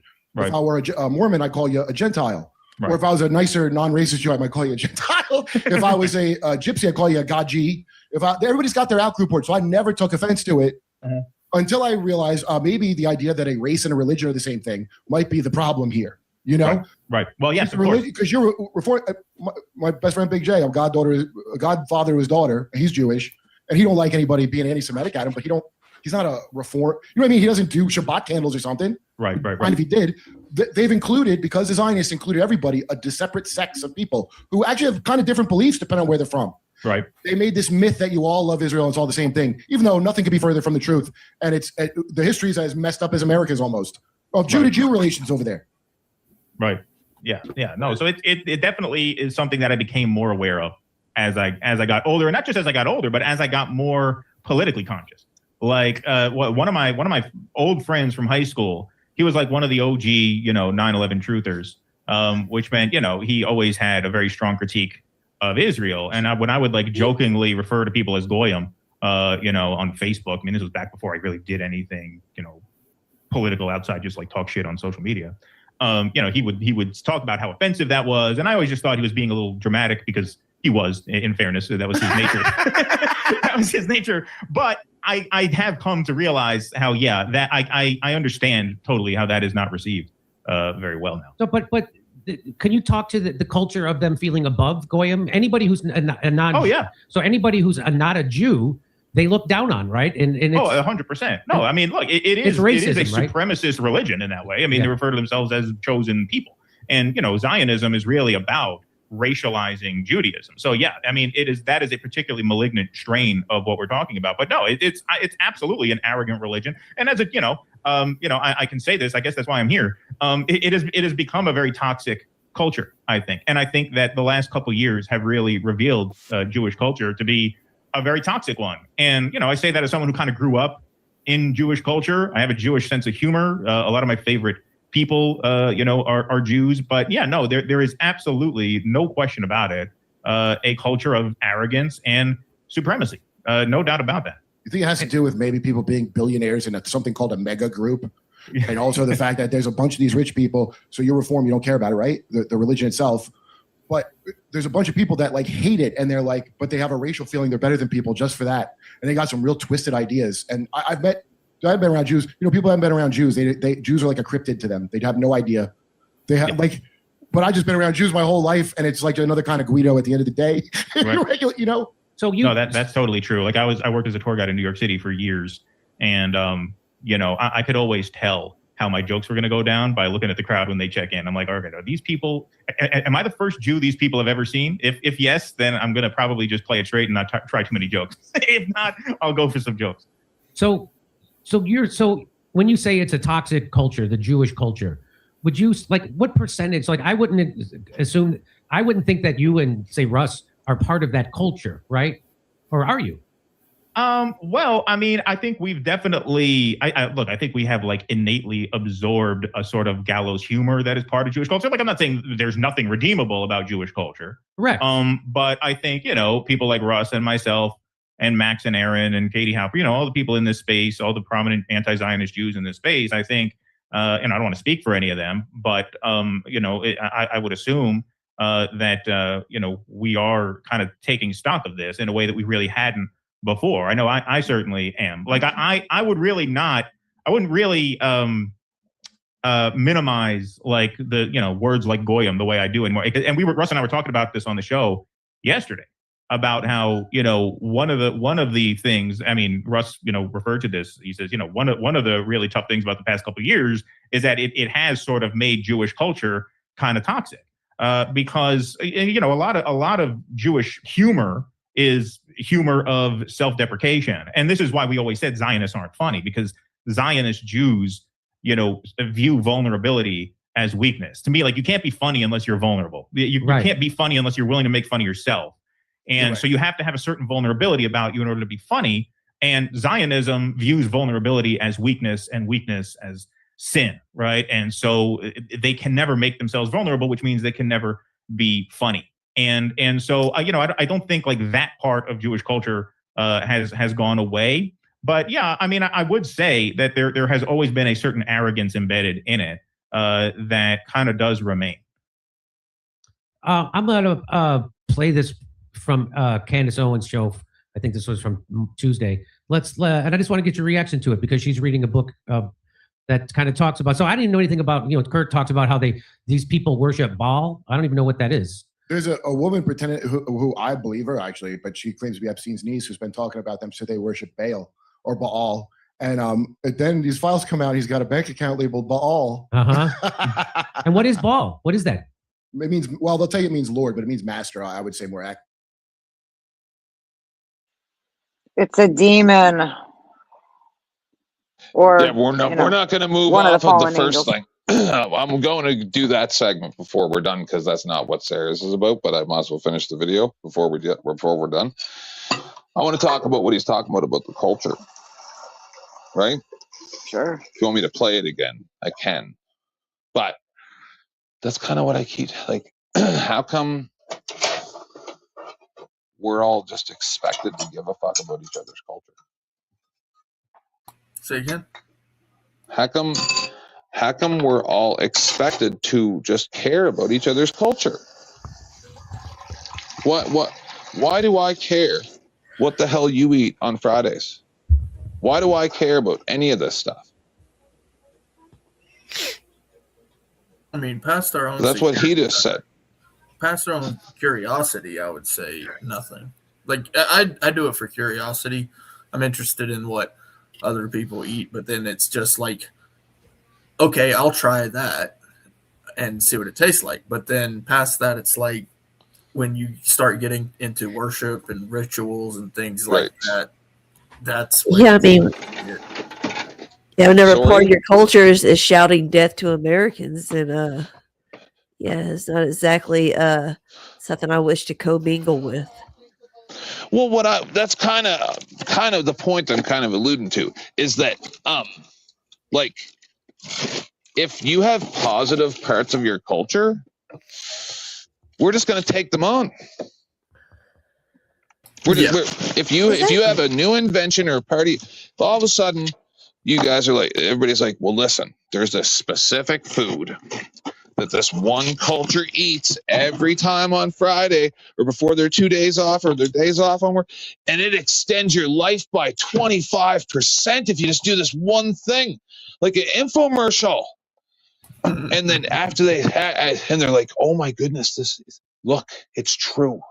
These people are 150 years old, right? Like, goodness, we should all do this. And then we're just going to do it, right? Like, I'm tired of this. Oh, no, you got to take on the negative parts of my culture just because otherwise I'll cry really loud and maybe do the unaliving to America thing because you don't respect my culture. It's like, okay, you get to go to jail or the mental institution now. Sorry for all the noise, but you get to go to jail or the mental institution now. I'm not listening to this anymore. I'm not listening to this. If you're gonna, anyway, someone else talk because I'm about to flip out. So the point is if there's good things, we're just gonna take it anyway. Yeah, I mean that's where I kind of draw the line at is if it's good, like I was saying just a minute ago about. Take in what is good and leave out what is bad. Like, focusing on like bad aspects of even my own culture, right? I'm not going to do that. I want to look at the things and go, okay, well, is this a good thing? If it's a good thing, I'll keep it and I'll represent it in that good way. It actually could represent something that in somebody else's eyes is bad, and there's that aspect of it. But then, how am I representing it? Versus what they actually see in their own eyes, and is that just because they have this victimhood mentality? So, and I do understand the idea of being sensitive towards other people, but at some point they need to be I don't know, toughen up. Sensitive about what? No. Give me an example. words are offensive to some people, certain words. Yeah, So why? I have to treat them like children. But why are certain words offensive? Because people have a childlike mindset. Okay. Because, like, remember we had the trial of Joe Cool yesterday. You were there. And the only thing the page could come up with, which is what our legal system is here in Canada, is their what's the right words? Generational trauma. Yes, I did hear that part. Right? So no shade on Page. It's an easy out, right? Correct. But that's specifically, now I don't know if she's being strategic, right? Maybe she is. I just play along with whoever wants to do whatever, right? Yeah. Say whatever, figure it out. Because it's not sometimes people have to say certain things. They have to. Get Yes. it? Yeah. So sometimes people have I to just say go the along. thing. Right. So it's not my job to be like, "Rawr!" That's why I kind of just play along with a lot of stuff. Yeah. So you're being sensitive. I'm willing to take chances. Doesn't mean you have to. True. Yes. Right. We're not all in the same place. So the point is I don't care about your generational trauma. I don't care. It means nothing to me. You sound like a whiny little bitch. Shut up. But when you say it, it sounds funny. When some people say it, it sounds offensive. But that's because you know how to say it. Or maybe you got home training. Maybe it's because I actually mean it, and most other people are just saying it to be offensive. That part. Because they don't got any thing better to say. Yeah. You know what I'm saying? And people, some people are actually intending to be offensive. Yes, this is true. It's boring. Yeah, it's not so much what you say, but it's how you say it. Yeah, that's something I learned a long time ago. Who wins? Who wins the Victim Olympics? The ones who die or the ones who survive? Which ones? Who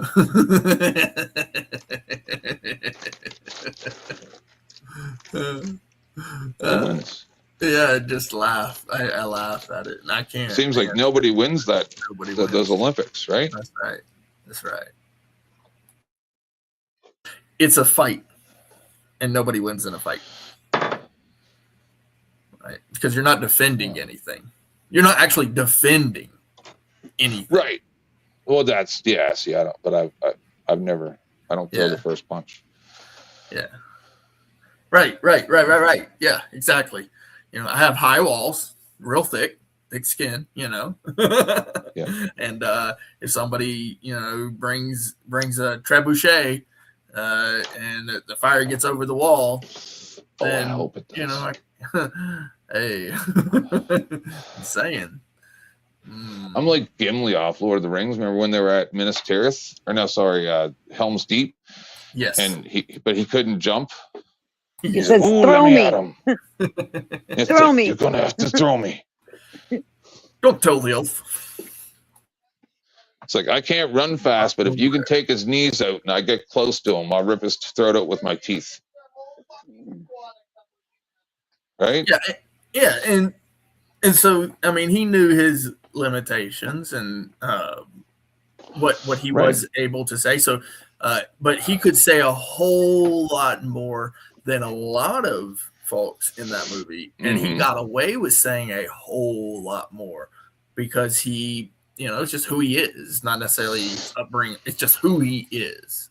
If you're talking about a movie, Once Upon a Time, the movie was a good movie because they could get away with anything. Nowadays, they just say I hope it's Lord of the Rings. Nowadays, man, you can't get away with nothing without the name having of the movie somebody. Now that you weren't talking about what we're talking about. Go ahead, Scatterbrain. Okay. Same thing with Lord of the Rings. No, you got to take up our time to listen to the lead up instead of just saying this movie was a good movie, but you can't make it anymore. Yeah. Yeah. What Which fucking is movie true. was it, Danny? All of them. Oh my God, Danny. Scarface. You are too many fucking energy drinks, too much weed for you people. Not My enough first food. joint of the day, man. What do you mean? You people are restarted like fucking duck. Now, you know duck That's better why than we me. get along good. We're gonna do duck break. Does anybody, do you know Duck at all, Brick? Is he restarted, or is he like super smart and just fucking around, or is he crazy and dangerous? I have no idea. Oh my God. That guy is unbelievable. I notice it's weird that certain people are scared to come on this show. Well, one day he's talking about, you know, very liberal ideas, almost to the point of like feminism, right? And then the very next day he's talking about being like super boss in the bed and shit. And it's like, how do you flip from that to that? You're well, I mean, you know what I'm saying? The flip is insane. It's not a real thing. Yeah, it's not. Yeah, whatever he's doing. So then it just gives me the impression that both are bravado at that point. Yeah. You know what I'm saying? Yeah. So I don't think he. I think he's like Landry, just different, and he doesn't get it. Yeah, socially awkward. And that's why I try to be somewhat respectful to people, because it takes people time to acclimate. Right. Perfect. Yeah, that's what I was talking about a minute ago about, like with Rocky, right? He comes and goes as he pleases. I got to be firm with him sometimes. Mm-hmm. You know what I mean? Like, he's not. I try not to be. Well, no, but he is. He gets upset sometimes. He has a tendency.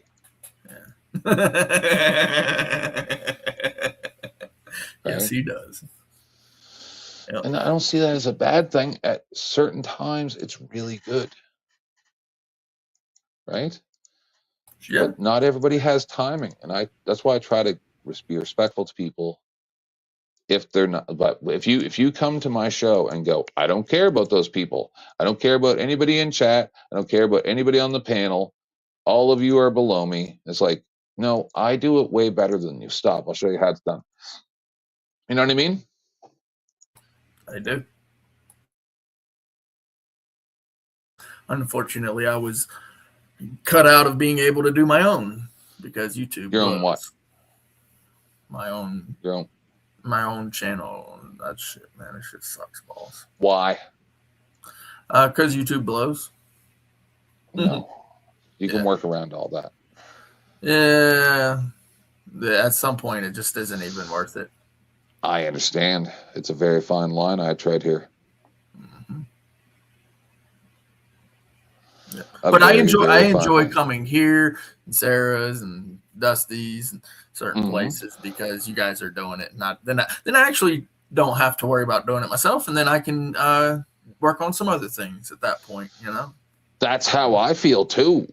Like some people may not understand how this works, but like yesterday, I would have liked to have gone over more, but in all honesty, to be able to go, oh, let's go to the last 10 or 15 minutes. Right. And Dusty is going live. It's like, oh, good. Right.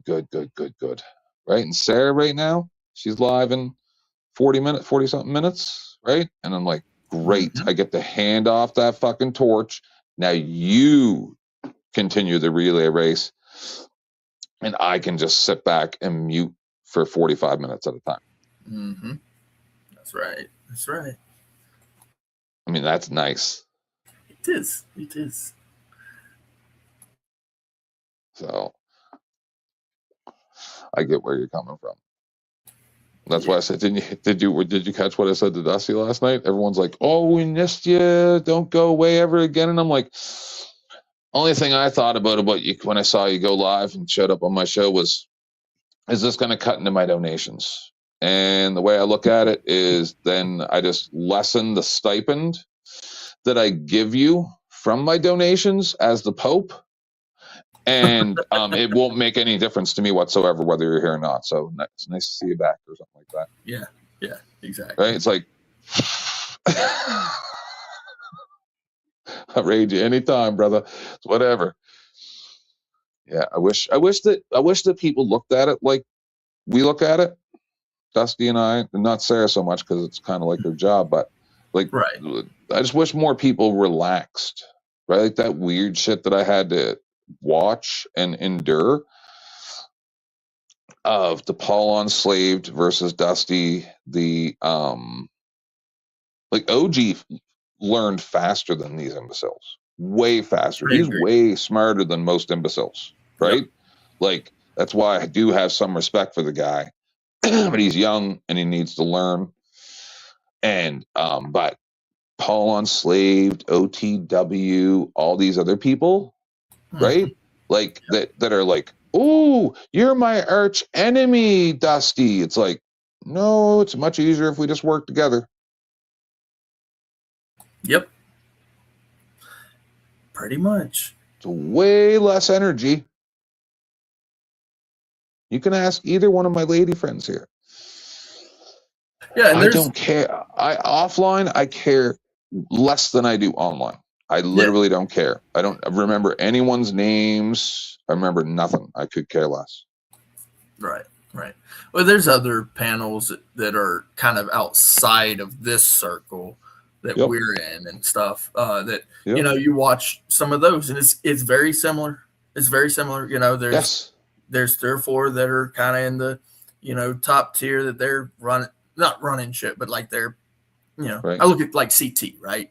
CT is one of them, you know, and there's a bunch of people that like to go to him, and there's some other people that stream behind him or in front of him, and they all kind of work together. They don't, you know, interfere with each other's bullshit. And then there's a bunch of people who are trying to come after each one of those types of people, and then the audience isn't. It's very similar to this circle. It's, you know, and it's different little communities here and there, and you know, it's nice to see it in circles of people who are like-minded to me. You know what I'm saying? Yeah, you do have to worry about the echo chamber because echo chambers allow for. Oh yes, that part too. Yes. Yeah, I hate echo chamber. What do you call it? Inception or what do you call it when they send in agents? Inception would be agents, I guess. Yeah. Like when they put like, I accuse the majority of these people, Steven Crowder, Andrew Wilson, Tim Pool, even Jimmy Dore at this point, because I don't know, he went a bit weird the last couple of years too. That they're all being paid by special interest groups. Infiltration. Yeah, that's it. Yeah. That. So, because I'm pretty high and I'm concentrated. I want my pizza. You know what it is. So, like, I kind of see what Wilson does, and Sleazy does the same thing, except for Sleazy's a real piece of shit, like super piece of shit. So it just doesn't work quite as well for him. They basically find places to go where people are kind of starting up, or either that or they've been around for a while and they just haven't grown a whole lot. So they go to those places and try to make those places look like they're bad people. And it's a complete infiltration, but it's only by accident that they find them. But they don't even educate these people. Do not educate. Instead, they berate and try to make the people submit, which does not bring them to your cause in any way. Not at all. But instead actually pushes them away. And that's why I believe that they're being paid by special interest groups, because there's no way that they just suck that bad. I would say it's no, I don't believe it's special interest groups. I believe that these are their real views, and that the people who are supporting them are like-minded to them.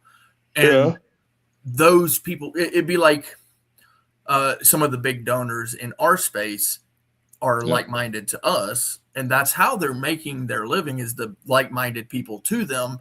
which means that some of the people with money that are backing them, that are making them donos to people like Wilson, are scumbags as well. I'm not calling them scumbags because they're donating.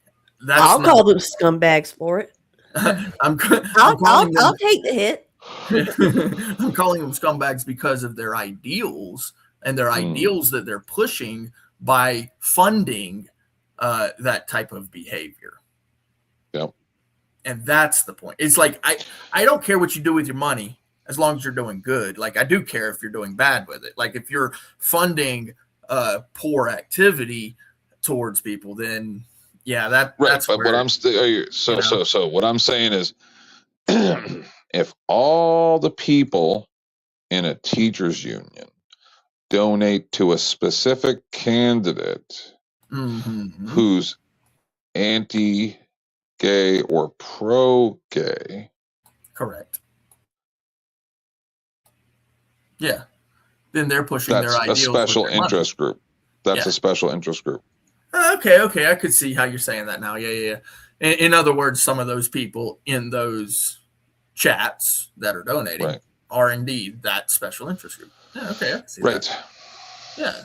So they don't have to be authorized by that weird ass group that was giving the money for the trans studies in Afghanistan or whatever that nonsense was there. Remember? Right. So whatever that, it doesn't have to be that.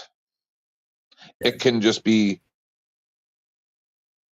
1,000 CIA employees. It doesn't have to be all CIA. It can be 1,000 employees over a vast network of deep state agencies that go, hey, we'll just send this guy. Like, we're making $250,000, we're making $250,000, $500,000, $750,000 a year at our fancy ass jobs, right? Yeah. Well, let's just send him a few $1,000s a month. It's nothing to us. It's like a percentage of our income. Now, let's say that the funding comes to a place where you do approve of the message. I'll give you an example. I still disagree with it. I'll give you an example. So, I don't think he is now, but at the time, Finkel was working, and he was also donating to Sarah, and he made some very large donations to Sarah. Yep. And everybody saw that, and they were like, "Holy crap!" And it was nice to see that. I appreciated that he was. So can we get, because I don't mean to be disrespectful, but that's not what I meant. So what I meant was this: is when, like, no amount of money that you donate to me is going to make me side with something that I disagree with. Right. That's my point. Yes. Is you're not going to send me money and say, I want you to do a story about this, but I want you to do it from this perspective. Yeah.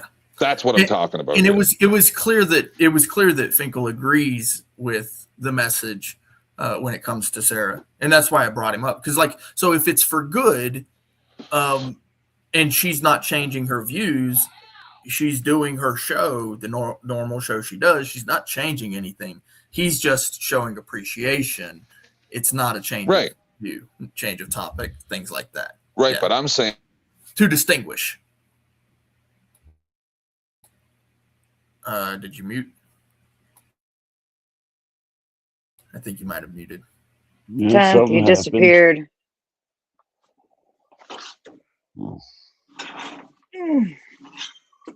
Jesus Christ. He's still up there, but now he's gone. He'll be back. Yep. Yep. Welcome back. Sorry, I lost connection. My mobile network doesn't work very well in this valley. But yeah, just to distinguish between what is clear and evident foul play when it comes to funding by special interest versus but this is the thing. Their own thing and getting donos for it. So I'm in contact with a lot of people offline, online since I've been back. I talked about the Chris thing. right, as part of my journalism stuff, I like to look into stuff, especially when a lot of noise. I don't know who's doing it. So, oh my God, my husband. Jesus Christ. You guys talk too closely. You guys are going to hear an N-word if I don't. Just give me a minute. I heard you dirty bitch. I heard of that a few times there. Playing video game or something.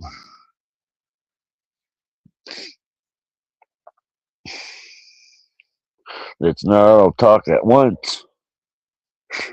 Or I was grabbing his Johnson. No, so no, I 1,000% agree. I understand what you're saying, Clay. But what I'm referring to is I've heard so many times. Can you guys still hear me? Sometimes when I. Yeah, you're good. Yep.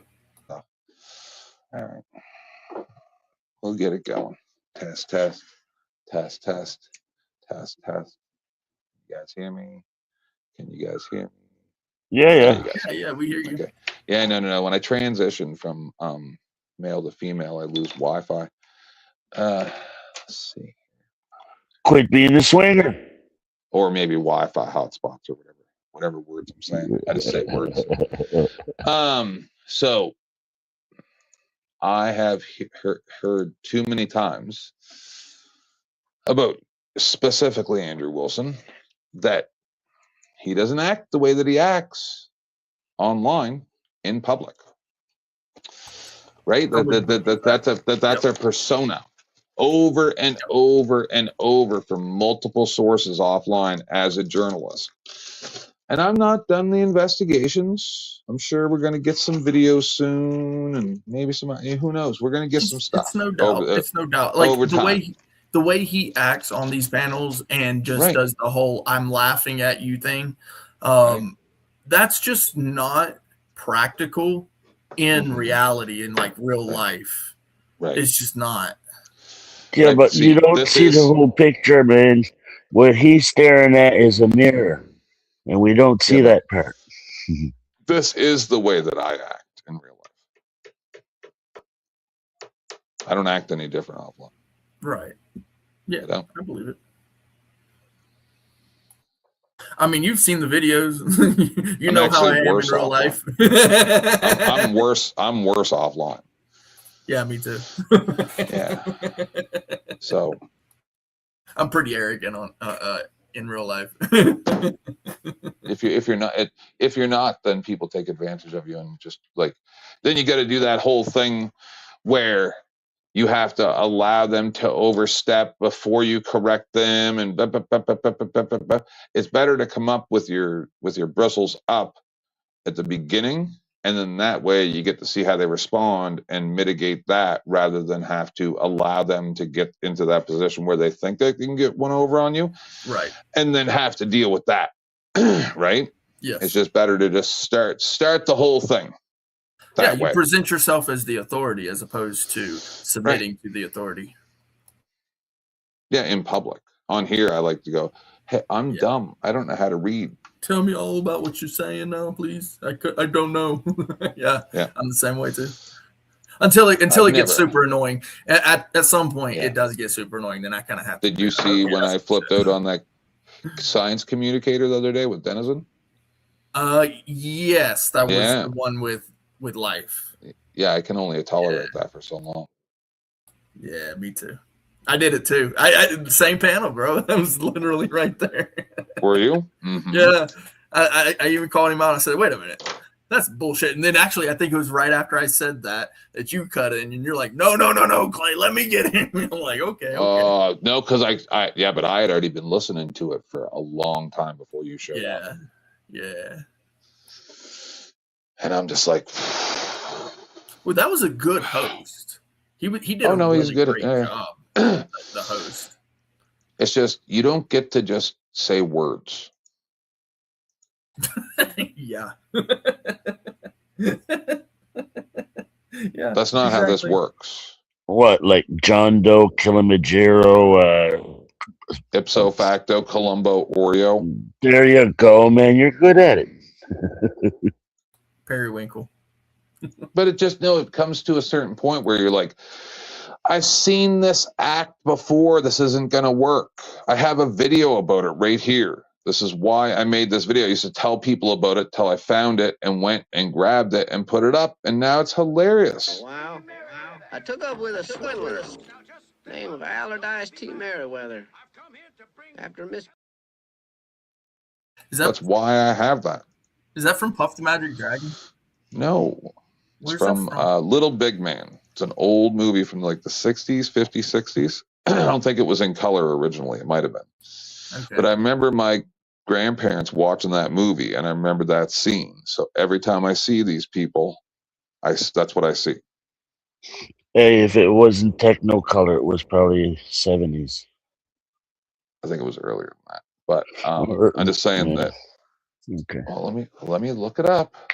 No. It's too late now, Danny. Oh, man. Blame Danny. Yeah. Okay. It's all Danny's Don't fault. make me put up the banner, Danny. 1970. Yeah. Yep. That's Apparently, roughly it's around. only 13 minutes. No, I can't. The whole movie? No, it's like 59 minutes or something like that. Probably. Yeah. Usually the old movies were. Yeah. Okay. I'm gonna grab a Anyways. cup of coffee. I'll be right back. Yep. And then we'll finish this video when he gets back. Mm-hmm. Now's your time to shine, people. We got 30 minutes till the tomato stream and only a few minutes of this video. And I think they're all getting everything ready. They're getting the popcorn ready. You know what I mean? They're making a nice, comfy spot, making sure the angle of the TV's the right way. Yeah. Right. They're probably looking. The guys are probably looking there from the corner of the TV screen, trying to see in her top or something. Yeah.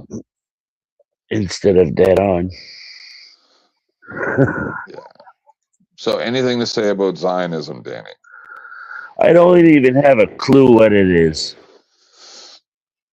Have you been here at all today? Not when you guys covered that. That was on the road. That's why I cut out. That's when I dropped. So Zionism are the Jewish people, not just in Israel, but specific Jewish sects type thing. Not sects, but sects, S-E-C-T-S, that believe that all of humanity that are not Jewish are goyim, which are less than human. Right. And that we're just cattle to be used for their leisure. So that's essentially what Zionism is. And Sarah's panel later in half an hour is that Zionism is Satanism, I believe. Is that the name of it? Right. I think that's what I overheard. They were comparing it to the same thing, Satanism. Yeah, Zionism or is satanic. Luciferian or whatever.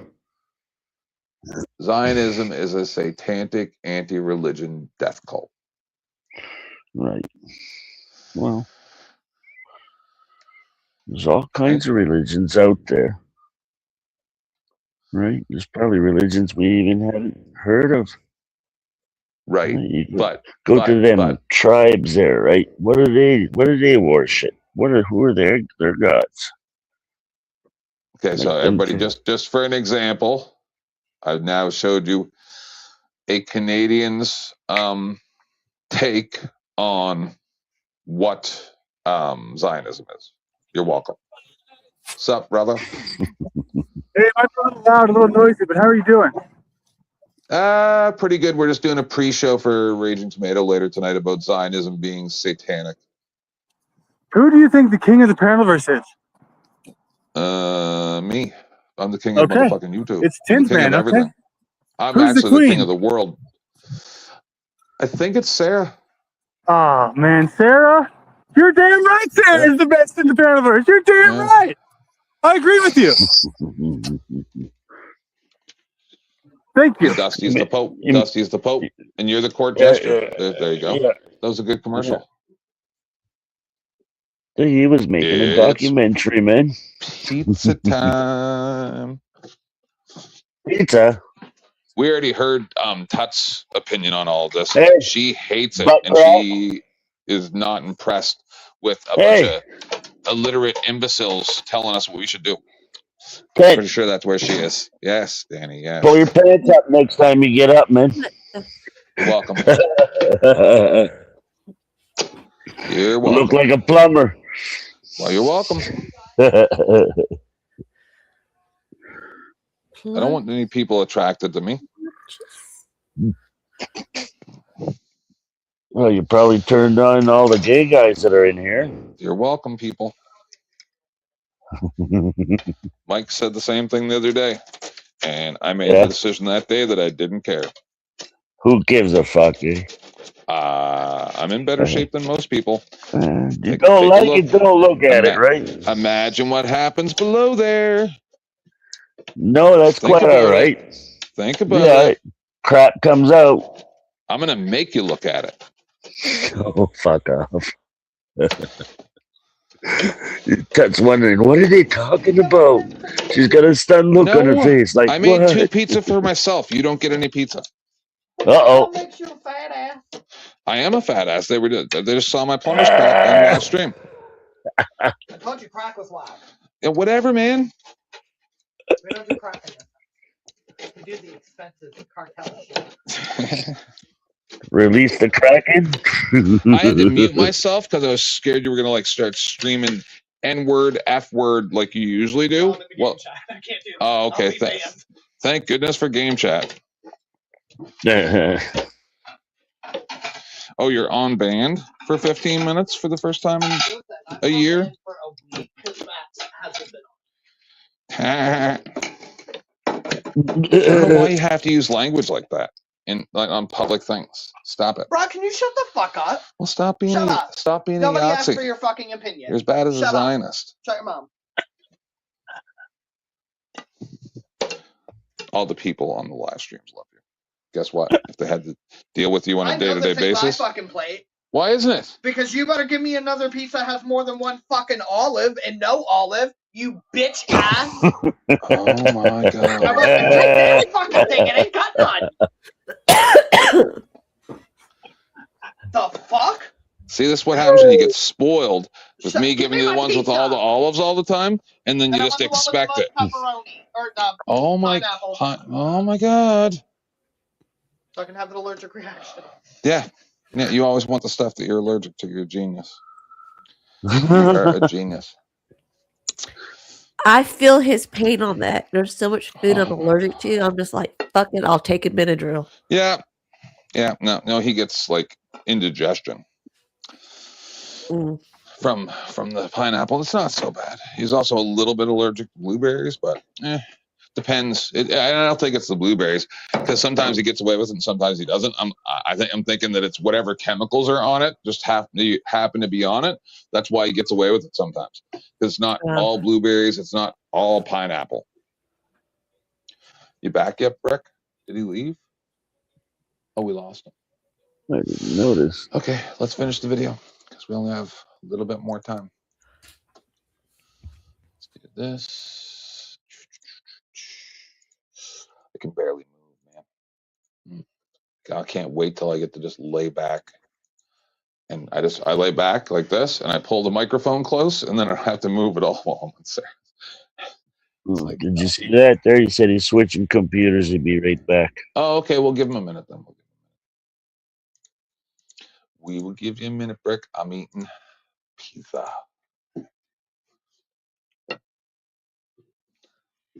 As long as his computer's not a turtle. Watch out. That's hot as shit.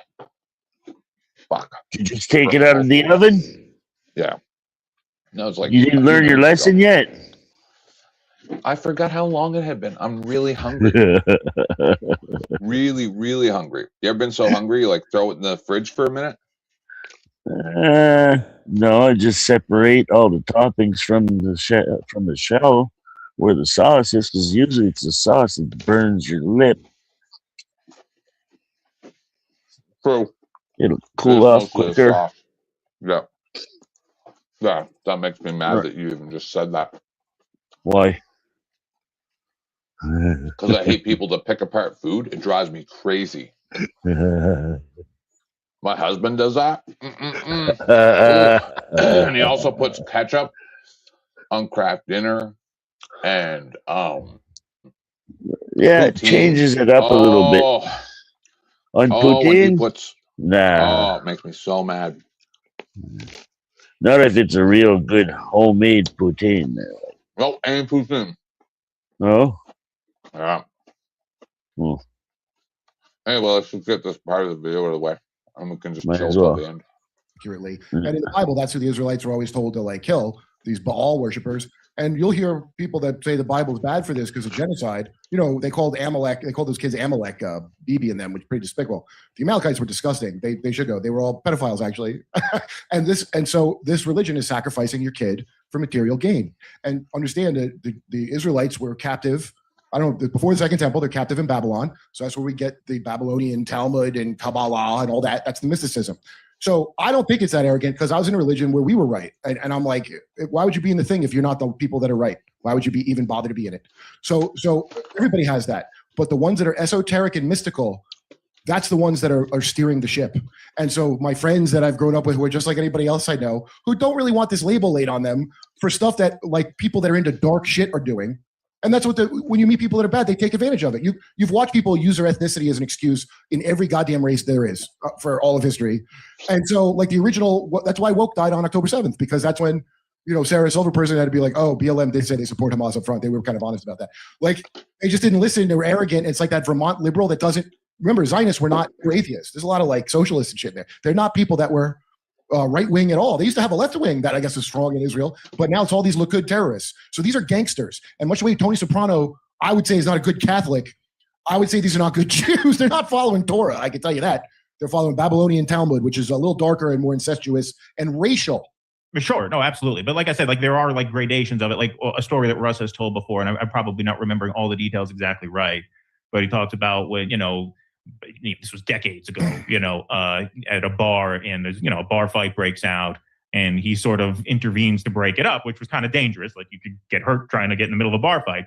And so he tells this to, you know, a family member of his, an old Jewish guy, and the guy says, why would you get involved in that? Let the Goyim fight. Why would you get involved in that? Yeah, you know, like training day. It's like training day. Right. Well, there's a certain superiority about that. Like, even if that guy, like, I don't necessarily believe that guy, like, based on that story, that could be a Zionist or an anti-Zionist Jew. Like, that is an attitude that I could totally imagine an old Jewish person having. Yeah, drinking and fighting, that's for the Goyim. We don't do that. We're more civilized than that. We're more mature than that. We're smarter than that. That is an arrogance that is pervasive throughout the culture, I think, in ways that are kind of different from the way that like many groups have, like, yeah, like you said, Kurt, like, yeah, every religious group, almost by definition, has some sort of superiority complex, right? Otherwise they wouldn't be part of the group, right? Like they think they're going to heaven and everybody else is going to hell. So of course, like embedded in that is some sort of feeling of superiority in some way. But this is a particular strain of it that does kind of come through in a lot of what we're seeing in these file leaks. I think that's a totally fair interpretation. That is not anti-Semitic. It's like political Islam. To notice that. It's Right. like political Islam. All the political religions are polluted that way, and they always are involved in mass killing. And then they're going to tell you you're a bad version of whatever you are because you have some kind of morals about it. Come see me on tour. I'll be in Lansing, Milwaukee, Albuquerque, Houston, Dallas, Salt Lake City, Las Vegas.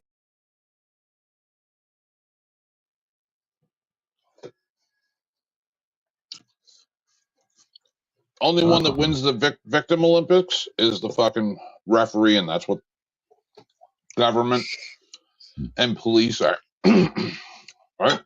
As long as we keep fighting the victim Olympics, they're the ones with all the power. Yep.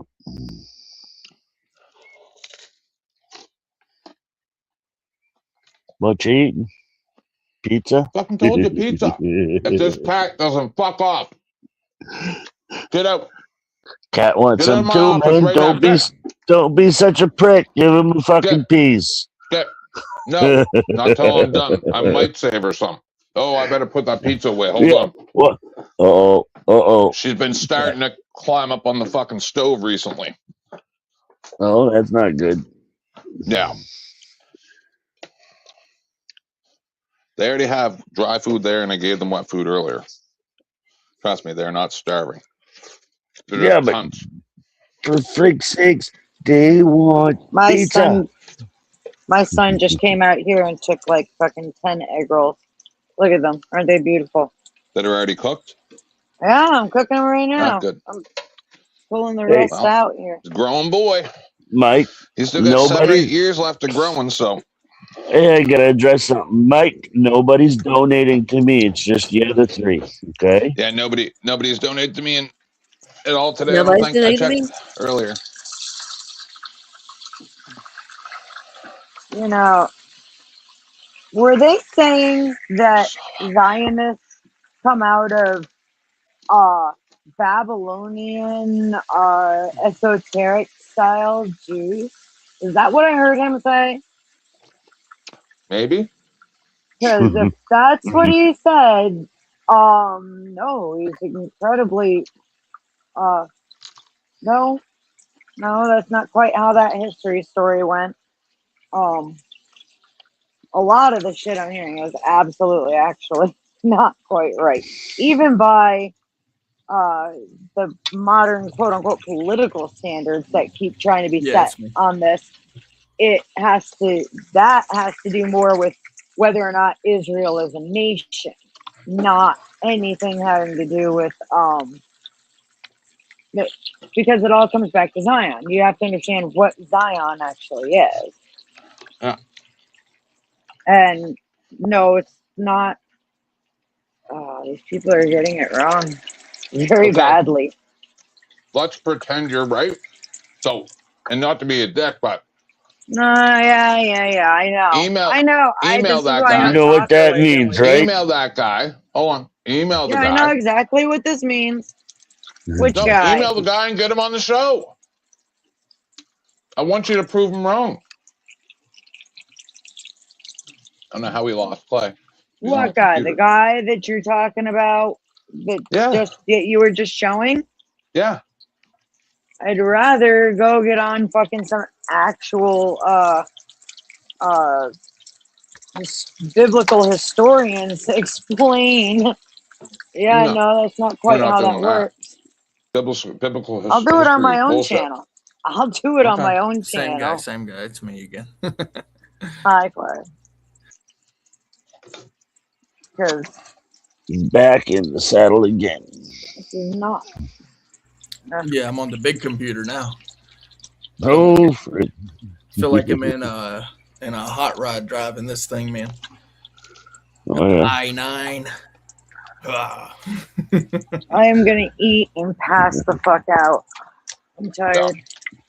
Oh, that sounds good to me.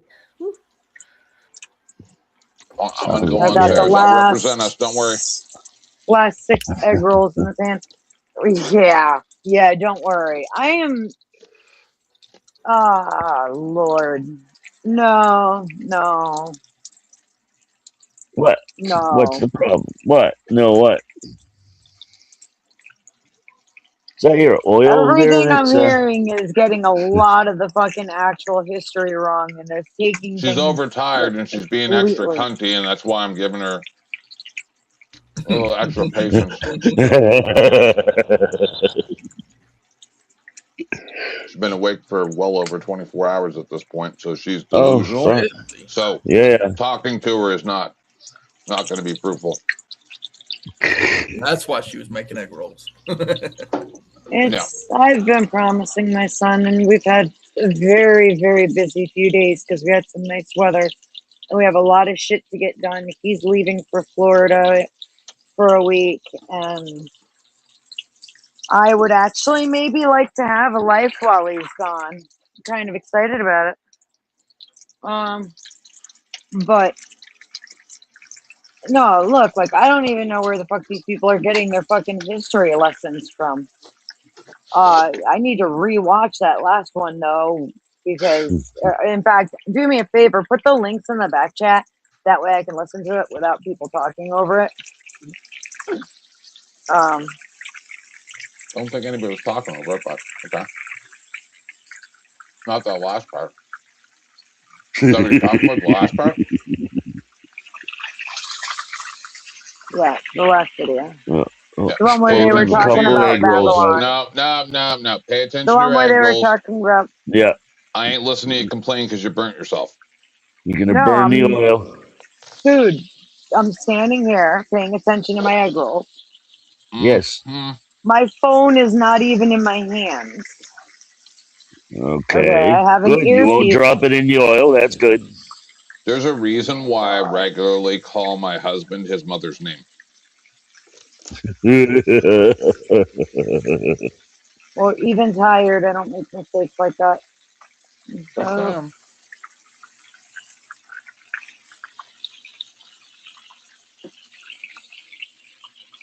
What's up, Clay? Say what? I'm sorry. Did you? they would rather talk to you than have me talk anymore. So go ahead, Clay. You're being that's you're not being true. ridiculous. No. Hold on. All right, you want to have the argument? We'll have the argument. Oh no, I I'm don't have supposed anything to else listen. to say right now. Oh my God. I disagree with the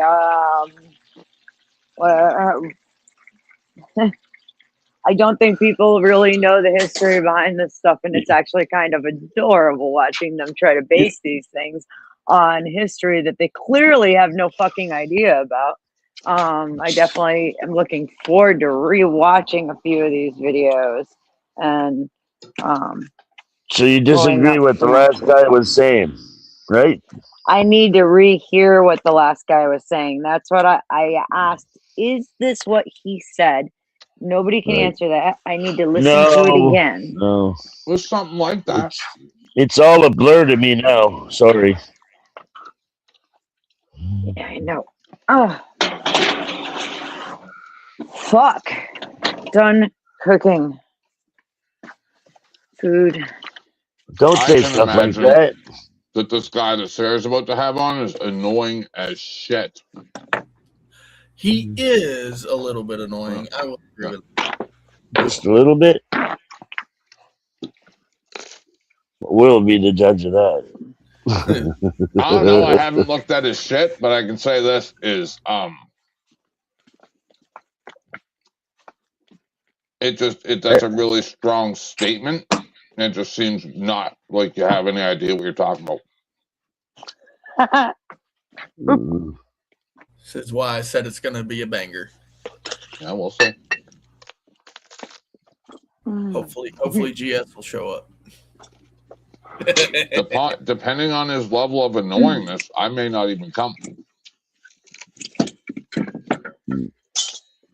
We'll see. If I were not so tired. Just like how I kicked Joe Cool off of here, I'm kind of done with nonsense. Hey, I mean, is she doing the Is same that directed thing as, at me? Am I being nonsensical? Oh my fucking God.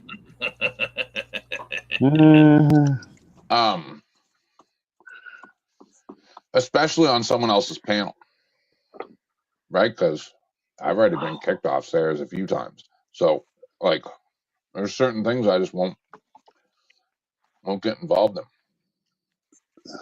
Well, the beauty of that is that if it gets to that point, money does the job.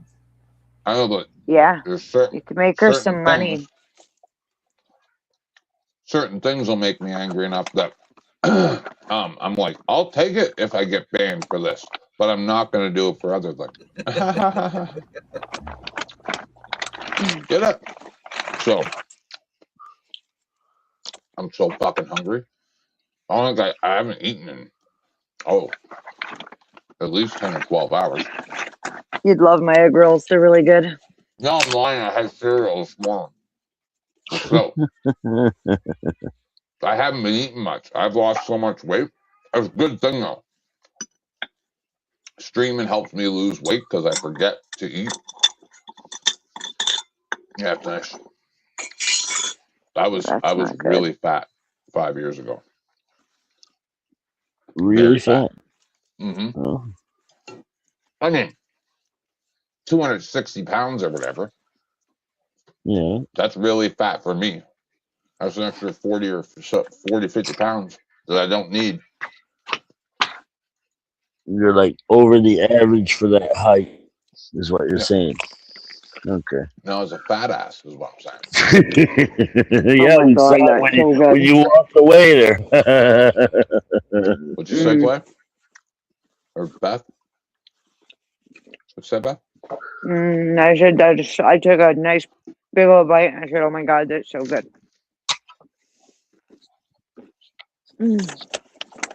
Probably didn't eat all day, have you? I had yogurt earlier. I had to More eat than something I because I did. was working my ass off around here. That's not And good. I wonder know you're I'm fucking running out burnt of out. ass to work. I'm running out of ass to work off. I need to gain some fucking weight. You laugh. gotta- I'm not joking. I You need to gotta gain some start weight. eating regularly, 3 meals a day. Nowadays, it's hard to do with the way the freaking No, prices Danny. are. And But that's what I was just gonna say. Is it's kind of hard to afford 3 fucking meals a Danny. day. These Danny. lately. what? Depending on what you do, Mm-hmm. I do not eat 3 meals a day, but I also barely move. Eating 3 meals a day would be stupid. Yeah.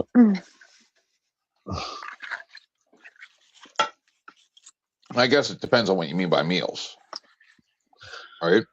Because I consider 2 apples a meal. Most people wouldn't. For I breakfast, would. yeah, it's better than nothing, right? You eat apples? I eat a lot of apples. I love apples. I've been on an oatmeal kick Apples, lately. peanuts. Oatmeal's good for you. It'll help you gain some weight too. These are all very, very cheap food sources, and they taste good. And I eat a lot of apples and peanuts and all that kind of crap. Bananas. What about cream of Dude, wheat? apple slices Sometimes. with peanut butter. Yeah, Apple everybody slices. always has to have, but you gotta have peanut butter. Oh, my apples. Hey, no word to lie, man. Fucking the man that I was driving today opened up his fucking food thing there, and he had an apple. He opens up the apple, and there was peanut butter in it. I didn't know what the hell was in it, but yeah. Why? I've seen that. Why? I've seen that before, yeah. But why? Hey, his wife was nice enough to 'Cause they're prepare his fancy. meal too. Yeah. You cut the heart out, put the peanut butter in, close the apple. My husband eats peanut butter by the spoonful. I've got a shit ton Fat of ass. apples. I got a shit ton of apples right now, so I'm about to make a bunch of homemade applesauce and some homemade apple cider vinegar. Yeah, you know. Applesauce, that's good for you too. I like orange marmalade and peanut butter sandwiches. That's one of the best ever. Did you ever look at the ingredients of your bread? I'll try it sometime. I mean, orange marmalade's really good. So. That's not bad. Try It's expensive peanut butter and jelly, basically. try doing the apple jam with honey and peanut butter. That sounds good. Oh, Just peanut butter and honey is good. yes, peanut butter and honey is very good. Yeah, actually, that's actually what I used to do it all the time. The peanut Every butter. time someone starts talking about what kind of food they like, I want to fucking shoot myself in the face. Fucking Christ, man. Oh my God. I don't know if I'm just Still hungry? cranky the last little while since Joe and Denizen pissed me off. But man, I'm sitting here going, yeah, you know, the reason why bread is expensive, because I watched it happen, is because they said global warming, then cows started getting fucked around with, then milk became more expensive, then we opened up trade agreements that allowed for dairy products to be shipped to other countries, and all of a sudden, because milk is one of the biggest components of bread other than flour, that made bread very fucking expensive. And I'm sitting here going, who the fuck cares what you like to eat, you dumb bitches? I mean, nothing against you guys. I'm just, my God. No, it doesn't just happen on this panel. It happens on all kinds of panels. Like, oh, I love potato chips. Oh, I hate potato chips. Okay, Kat, what about you? What do you like? I just told you what I care about. Why bread's expensive. I don't give a fuck what you want to eat. You like coffee? Christ. I like coffee. I'm furious even that this panel is even a thing right now. And then Beth saying that the Jewish journalist's history is wrong, and her pushing it and pushing it and pushing it. I said I'm questioning. Oh well.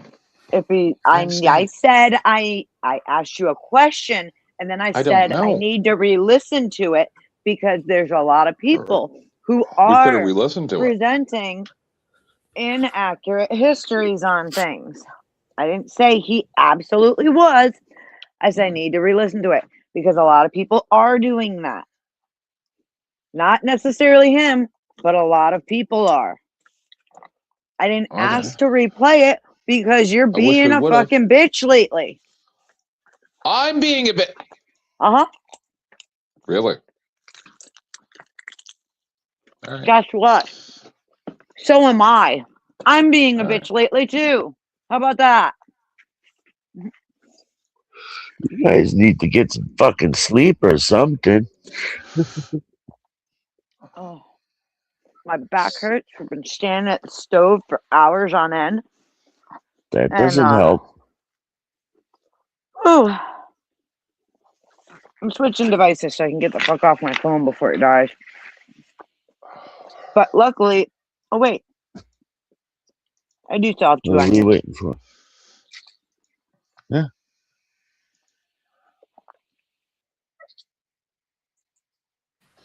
Ain't waiting for nothing. I'm still here. I don't know. Sure. She's right there. Yep. We were trying to listen.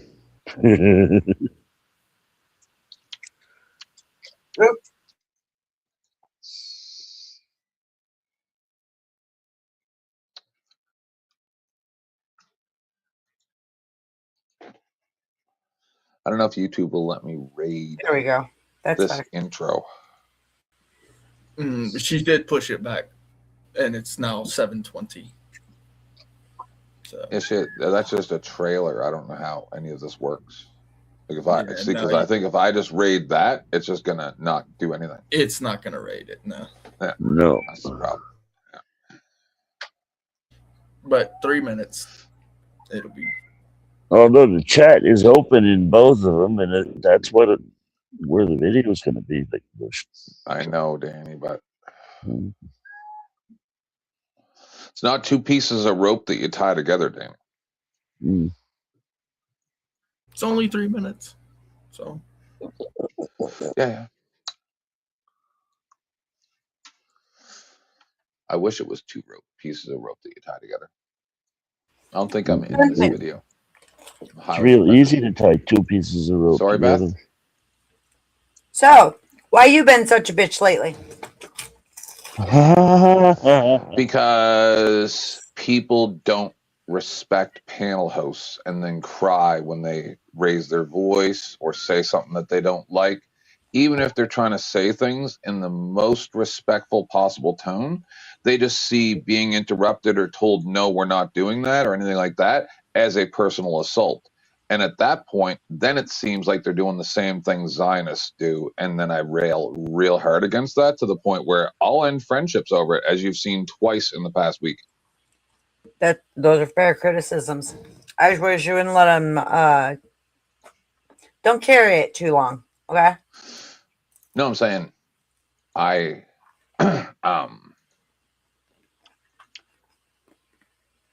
okay, so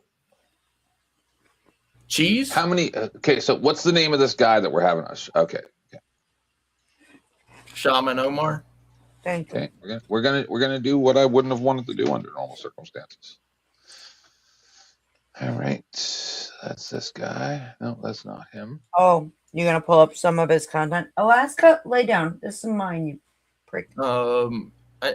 He gave his website last time too. It's not this guy, right? No, he just took this guy's name to be offensive, I assume. Right? Obviously, right? So he took this guy's name just to be offensive. Looks like Robert Downey Jr. Right? And so where is this guy's channel? if I look this up. Not there. So look in the description. I can find what it was. It shouldn't be hard for me to find you, right? And I don't even see a link in the description, but maybe I'm just so angry right now that I might have been because I was hungry too. But like I don't even see his channel name in the description. So I'm like, who is this guy? Is it just because he's a retard? Like, I don't even usually use that word. But is it because he's a retard and then it's like, hey, this will be great for views? Because like, I don't see anybody saying, hey, 10th man, I want to interview you and talk to you about any type of topic, right? Because I'm going to want to sit there and just have a rational conversation about stuff like we do on here. So that's not going to be good for donations. That's not going to be good for views. So I get that. But this is my problem, is we got 75% of the world's population have a IQ below 90, yet I have to listen to these imbeciles that barely know how to read talk. Lay down. And yet you trust the history they give you? No, I trust zero of any history or any religious writings or anything whatsoever. None of it. Someone's watching the trailer. Nothing is true. Everything is permitted. Yeah, I'm trying. I still don't see her show even starting. Everything's a clusterfuck right now. If you pull it up now, it says waiting. I know. So Okay, if it's waiting, that means that she hasn't rescheduled it. That means she's Anybody fixing to go. found this guy's channel yet? Yeah, I'm looking. No. I don't get it.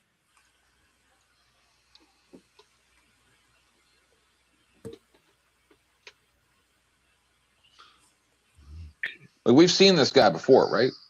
On this show. Yeah, This he's isn't been a on new Sarah's guy. a couple of times. Yeah, I know who he is. But you see how he, like, because this is the clip, right? And he's wearing the same thing All right, I got it. as this guy. So go to Theognosis.org. What the fuck did you? It's a website. He just has a website? I mean, that's what he advertises. It also, his tag up here on this panel, it says at Shaman Omar. ShamanOmar. But I figured you would like the website, showing the website better, because that's what he's advertising. Say that one more time. Theognosis.org. Theognosis.org. I'm already very unimpressed. Oh no, this is worse. Oh no.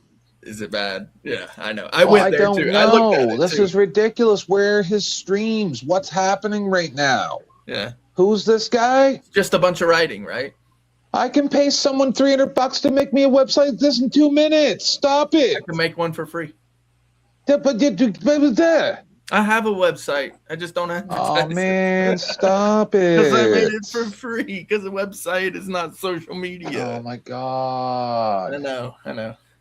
But if this is like having that fucking dude that looks like a headbanger that now has rebranded himself from Dusty's from England, lives in a fucking hostel or some shit. Getting him to come on and debate bangers and mash being the best food ever. Like, this dude totally stole his fucking his everything that he is from this guy. I don't know anything. Look, he's got other the than fucking. He's got the fucking headdress times. and shit like he's fucking Middle Eastern. That guy ain't Middle Eastern. No, he's American, and he claims to have Afghani heritage. Oh, I got a really good new cult leader for you to check out. The one who claims he unalived the last pope. Let's do it. Where is he? What's his name? I'll While we're find waiting it. for Sarah. Hang on. I'm gonna hang on. I gotta find it.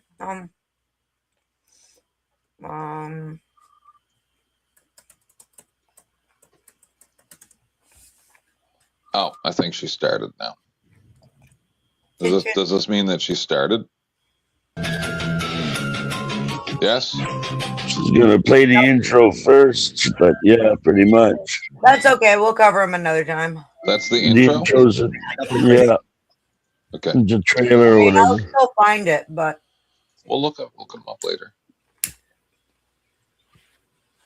I like how Brick's like, no, 10th man, don't point out that guy is totally trolling that Middle Eastern dude. No, I will totally point that out. this guy claims Who the he's the fuck you second think I coming is? of Christ. He claims he's the second coming of the Messiah. And So he am I. Pope. Yeah, so am I. It ain't special. This one does miraculous healings and all kinds of weird me too. shit. Me too. We're all jacked Uh, up. Here we go. I also kill people with my witch magic. We all He know also this. declared himself the new Pope. He's wrong. Dusty's the Pope and also the second coming. Where's the first See? video? They're wrong.